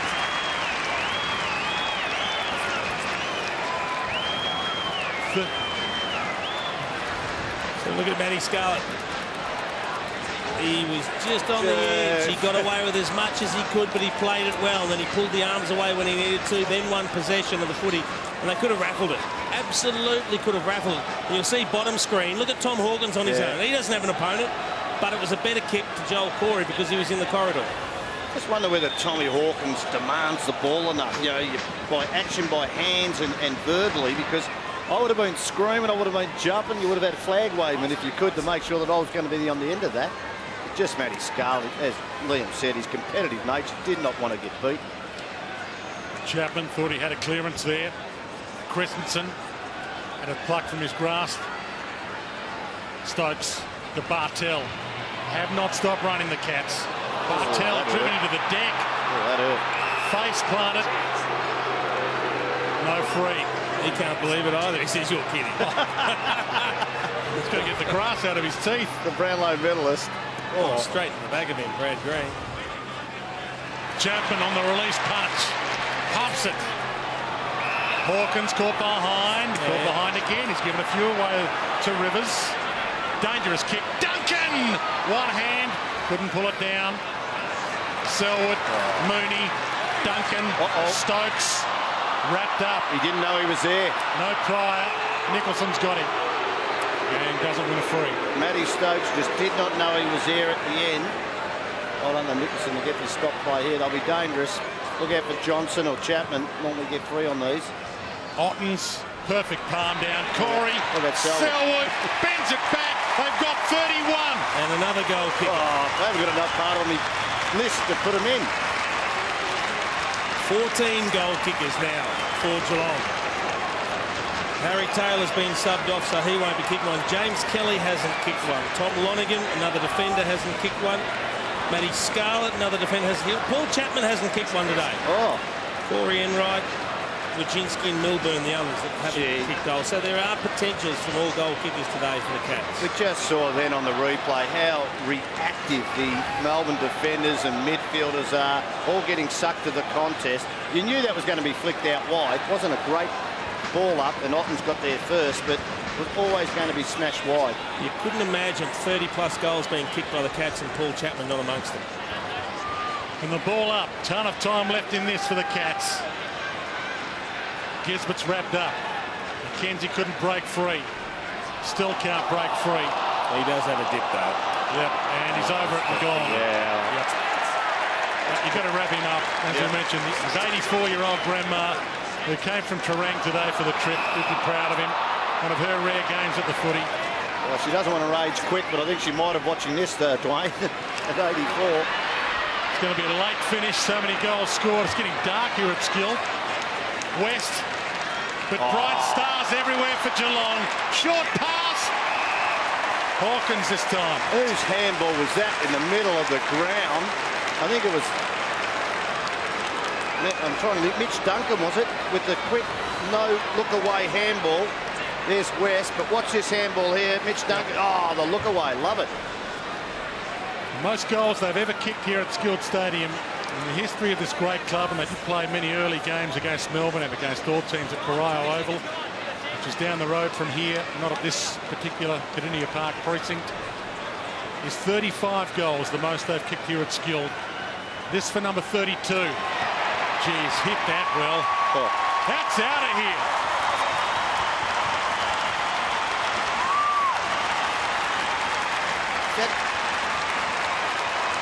Tommy Hawkins' fourth goal, and I think he's been fairly quiet today. But when you kick 31 and 32, sorry, 4 goals, a good return. Gee, that was fantastic handball by Duncan. They had to look away. And Christensen's involved. It's all happening here. If you join us late, Cameron Mooney has 5 goals. Steve Johnson has 5 goals. Tom Hawkins has 4 goals, and he's on the green phone. Not the normal phone. He's on the green phone, and you know that is the Brenton Sanderson phone. Still Barney hasn't cracked a smile. It's the old Melbourne coach. He's feeling the pain for the D's, isn't he? Right. Even CEO Brian Cook, old Melbourne player. Pettit back through traffic. Toe poke away, McKenzie. Well, they've got whatever lights they have got on down here, Dwayne, but I don't know if it's enough. Mackey. It is really dark down here. Hands it off to Melbourne. Still running hard. West. He's been okay too. Sells a dummy. Bartel, Melbourne, look away kick, Enright, lost it. Gisberts, surely they've got open players on the rebound. Trengove, Jara. He can go for goal or go for penalty. He goes for goal from beautiful. 50. That's the highlight of their day. Just punished Geelong for being a little bit cute in the middle of the ground. They've pretty much done as they've pleased, the Cats. They've made it up as they've gone along. They've finessed the ball. They've brought everyone into play. That one just a little bit too cute, turning it over. And I guess a very rare case where they've been punished for a turnover by the D's today. Yeah, what, Lou? You've got to do something with the lights down here. Well, they are redeveloping the ground here at Skilled. They've got a commitment from the government to turn this into a 38,000 crowd venue. Right now it's around a 23,000 venue. There's the 2 stadium lights that are on. Right, doing a great job above the stand. You can see 32 goals the Cats have kicked. Over 200 points for the game. And we've still got 10 minutes left. Martin chips it. Wachinski and Ling track it. Ling slung. And scooped up by Trengove. Jones just gets the kick away in time. And the boundary found by Enright. You would never think that they'd get to build it up like that they'd want a home final with No, they do. They want a home final come on. against any interstate team, and the AFL have told them they will think about it. Oh. So if Geelong plays the final against an Adelaide or a Port Adelaide or a Fremantle, all the best. A chance to get it here. Kelly, Varco, Chinsky, look at that. Corey, Selwood. All 18 might get a touch here. Enright, Varco, look out! Straight down the middle. Stokes is screaming for it. Uses the body, back of the pack. Johnson wandering around. He wanted it most. Hands it over. Go West, young man.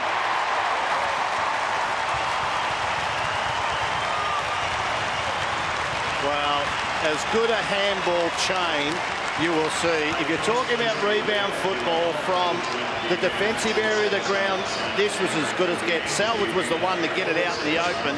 And then Varco nearly got tackled here, but that leg speed, that's what you want to see. I think he's, like I said, he's been a little bit flat this year, mainly due for an injury in pre-season and the unselfishness of Stevie Johnson.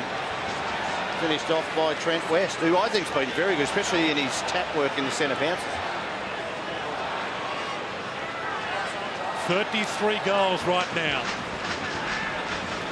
Still on record pace. 162 points the margin. It'll be the biggest victory by margin of all time at this ground for the Cats, and they've got more in store. Corey out wide. Duncan over the top. Johnson, he can smell another. Back to Duncan. Weaves his magic. 34 goals.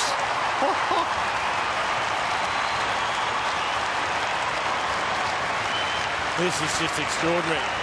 Absolutely extraordinary. They're powerless to do anything about it, the D's. Geelong have now got 6 players that have kicked 3 goals or more. Varco has 3. Mitch Duncan now has 3. Stokes has 3. Hawkins 4. Mooney 5. Johnson 5. It is a procession. And again, make it up as they go. Found himself in trouble and then shot out a hand pass. Knew he'd have support. And Duncan strolls in to kick another easy goal. And they are seriously threatening the highest ever score now played. They're 4 goals away from the all-time record. And just reminding you, I'm sure Melbourne fans don't need to know, the Demons have been around since 1858 and the Cats since 1859. Yeah, what, the supporters know it too. They know they're on. There is an enormous buzz around the ground here, boys, because they know they're going to break their own record. I reckon they will. And they're actually, so it's 4 goals, 1 behind the all-time score. And 35 goals is the Cats' all-time goals record here. They've got 34. Scarlett through traffic. Varco, and they open up again. Sticking to the corridor, Melbourne. Pops it. Corey. Oh, here's Varco again. Time to use. Varco. Got to go. And Rivers. They only had Rivers to cross. and he couldn't get through him. Watts seeks the line.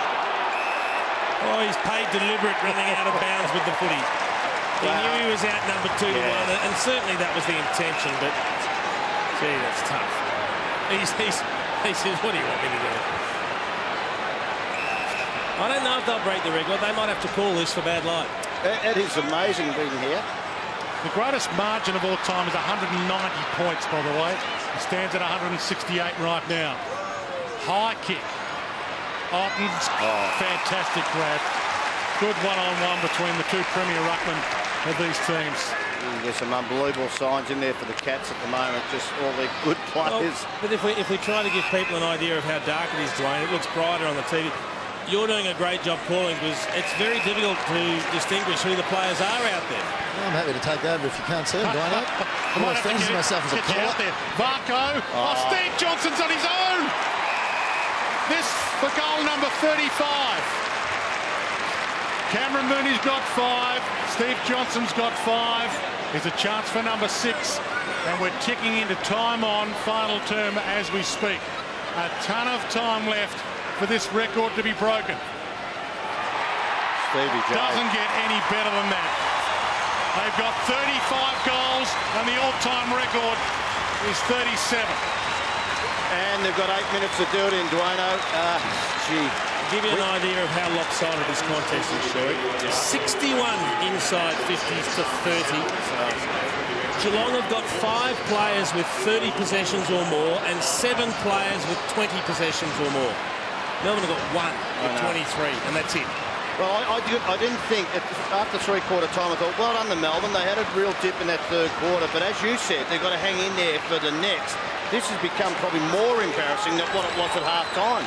It's just so easy now how they've capitulated and just, I tell you, it's going to be one hell of a bus trip home for the Melbourne Bulls. 174 points the margin. The highest ever is 190. They could blow that one away as well. Here they go again. Duncan in a 1-2 with Selwood. Inside 50 to Johnson, free. Who's playing on this one? Luke Tapscott, unfortunately, he's just getting caught. Go sideways. He's a bit too smart. Well, look at this. Oh, you cannot do that. Leisurely kick. And he squeezed it in. No way. You cannot do that. That is not on Stevie J. Off one step.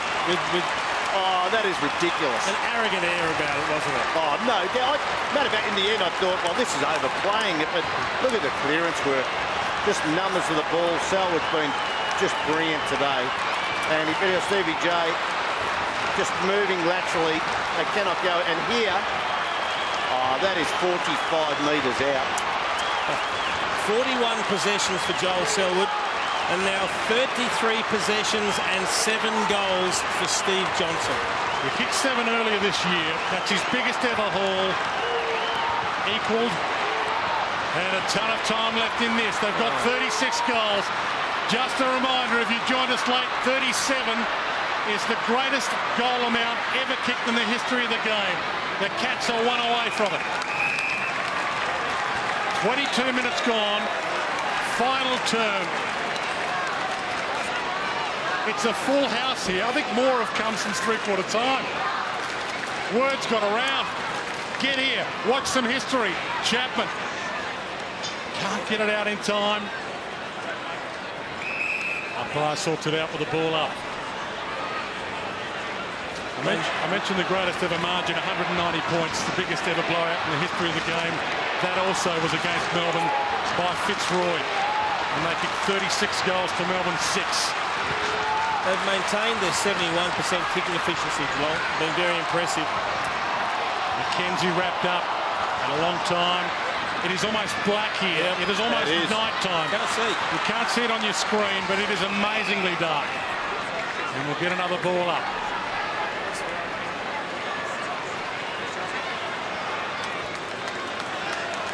It's been a cloudy, overcast day, but the black clouds have mainly hovered over the Melbourne coaches box today. It's been a blue sky coaching effort for the Cats, and they get another inside 50 here. You try and spoil the party, and you know that it might be happening. You get every 18 players back in the defensive half from Melbourne. Otten's up, can't mark. Johnson wandering around hoping for it. Hawkins turns it over. The crowd unhappy with that. Howe to Rivers, to the wing.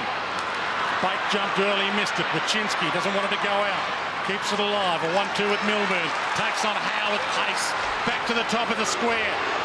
Demons have the numbers. Fist wins out. Selwood went to ground. Tried to shuffle it out. Mooney keeps his feet. Frawley back again. Nicholson does well. Watts, not a lot to go to. Does by hand. Back to Nicholson, to Jones. Down to 6 minutes and counting. Oh, what a tackle. Amazingly good tackle. Too high. Just got him across the shoulder. And the boos come from the capacity crowd here at Skills. They want the record broken. Look, maybe just high, but look at the strength of the tackle. It stopped the player running at full pace cold. Just stopped him in his tracks. Oh, he's going for the switch here. Well, it's a good one because they've got the loose number. It is nearly impossible to see the players on the outer side at this ground. It's an amazing sight. Rivers to Garland, beats Gisbert's out of play. And we'll get a ball in. This will be 28 victories in a row here at Skilled Stadium for Geelong. So that's 180 points at the moment. The 190s. 190 is the all-time record. 2 goals. And they've got 36 goals. The all-time record is 37. Done. Caught. Wrapped up. I came here expecting a Geelong victory, Dwayne. I didn't expect to see some of the all-time records threatened.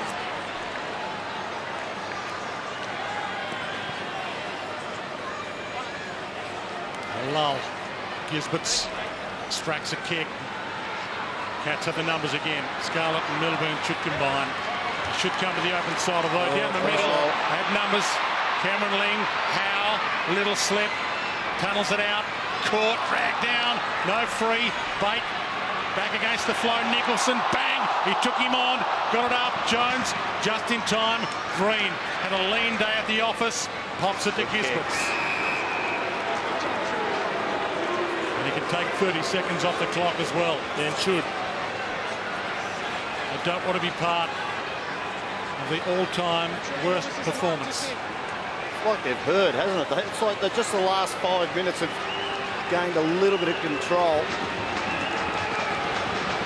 From the angle. Post. 179 points the margin. The Cats are 2 goals away still. Waxing possessions in defence. Scarlett. Yeah, they've got numbers out too, that switch. Bartell has Melbourne. You've just got to see them in the dark. That's right. They need minus helmets. Corey. Enright. A wobbler, but it might work for Mackie. Off the deck he goes. Gets it to half forward. Kelly's tracking it. Tries the one-handed scoop. Keeps his feet. Keeps it alive. Christensen. Mackie. Good effort. Knocked down by Duncan. Still in the contest. Rivers sides his way through. Jones. 3.5 minutes left to try and stop this Geelong record. Heads wide. Little floater over the top. Doesn't really work. Pettit buffeted off it. Marrick's turnover could cost them. Scarlett. Enright. Melbourne. They've got to be tired, the Cats. They've run hard all day. Christensen, who started as the sub, almost 50. Crowd want it. Don't get it. Got a loose player. Tom Hawkins is all on his own. And this is to equal the all-time record of goals in a game. Still on his own, Hawkins. He's been standing there for the best part of a minute. All on his own. I'm telling you, you can't see him. He's in the dark. No one saw him. He's in the dark pocket. This is to equal the goals record of 37 in a game. I tell you what, the Cats will be used to this because they would have trained it sometimes at night and know what the lights are. Melbourne, this is unbelievable sight here. This is night footy.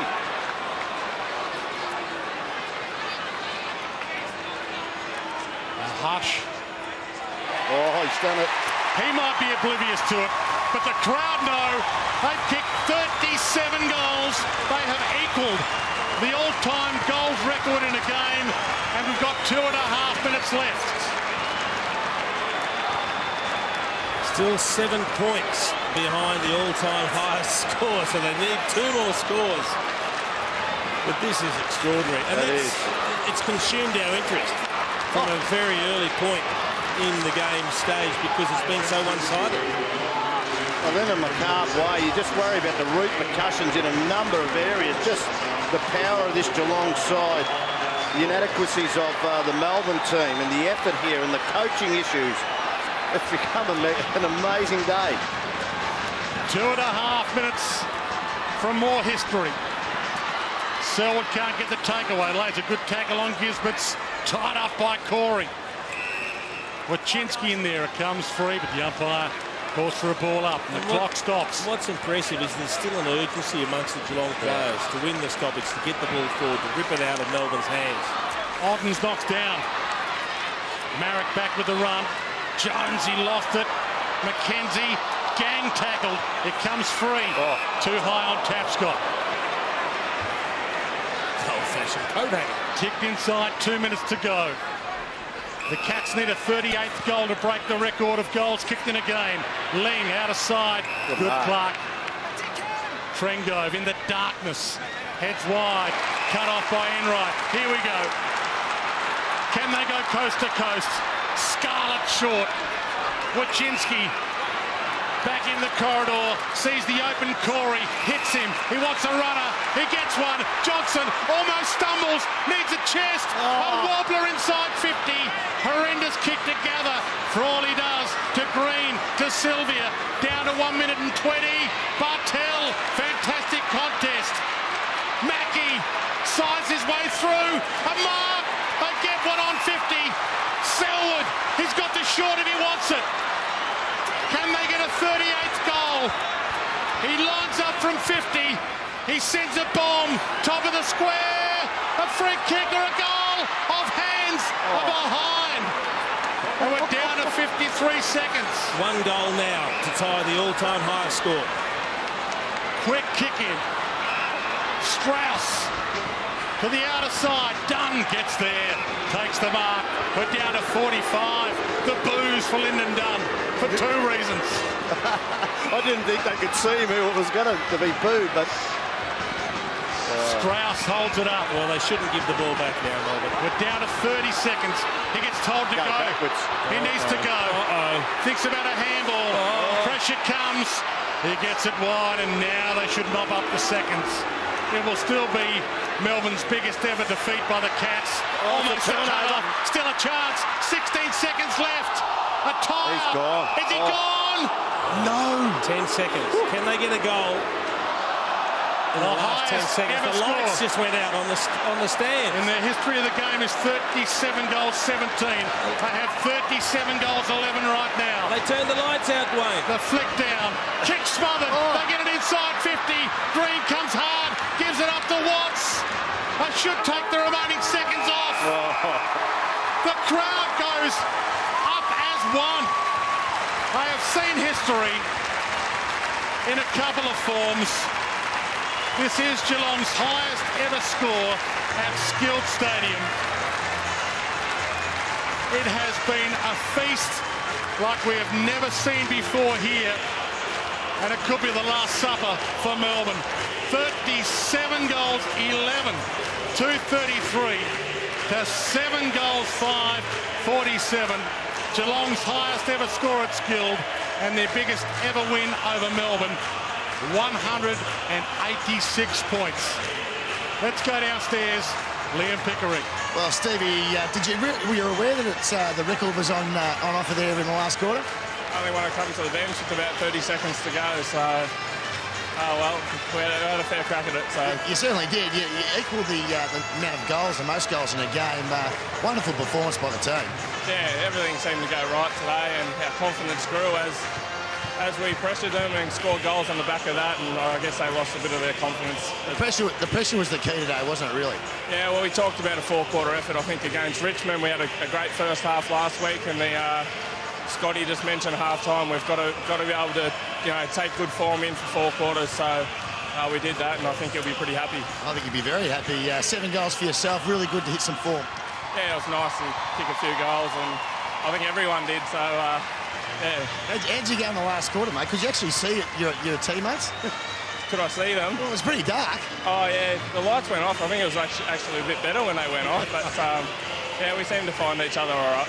Well done, mate. Enjoy a great win. No worries, thanks, people. 28 victories in a row now at Skilled Stadium for the Cats. Once again, unbeatable at their fortress. An amazing performance. Don't go away. Plenty to talk about after this break. Jason Dunstall, Tony Shaw will take you through one of the biggest stories of the year, Geelong's demolition of the D's.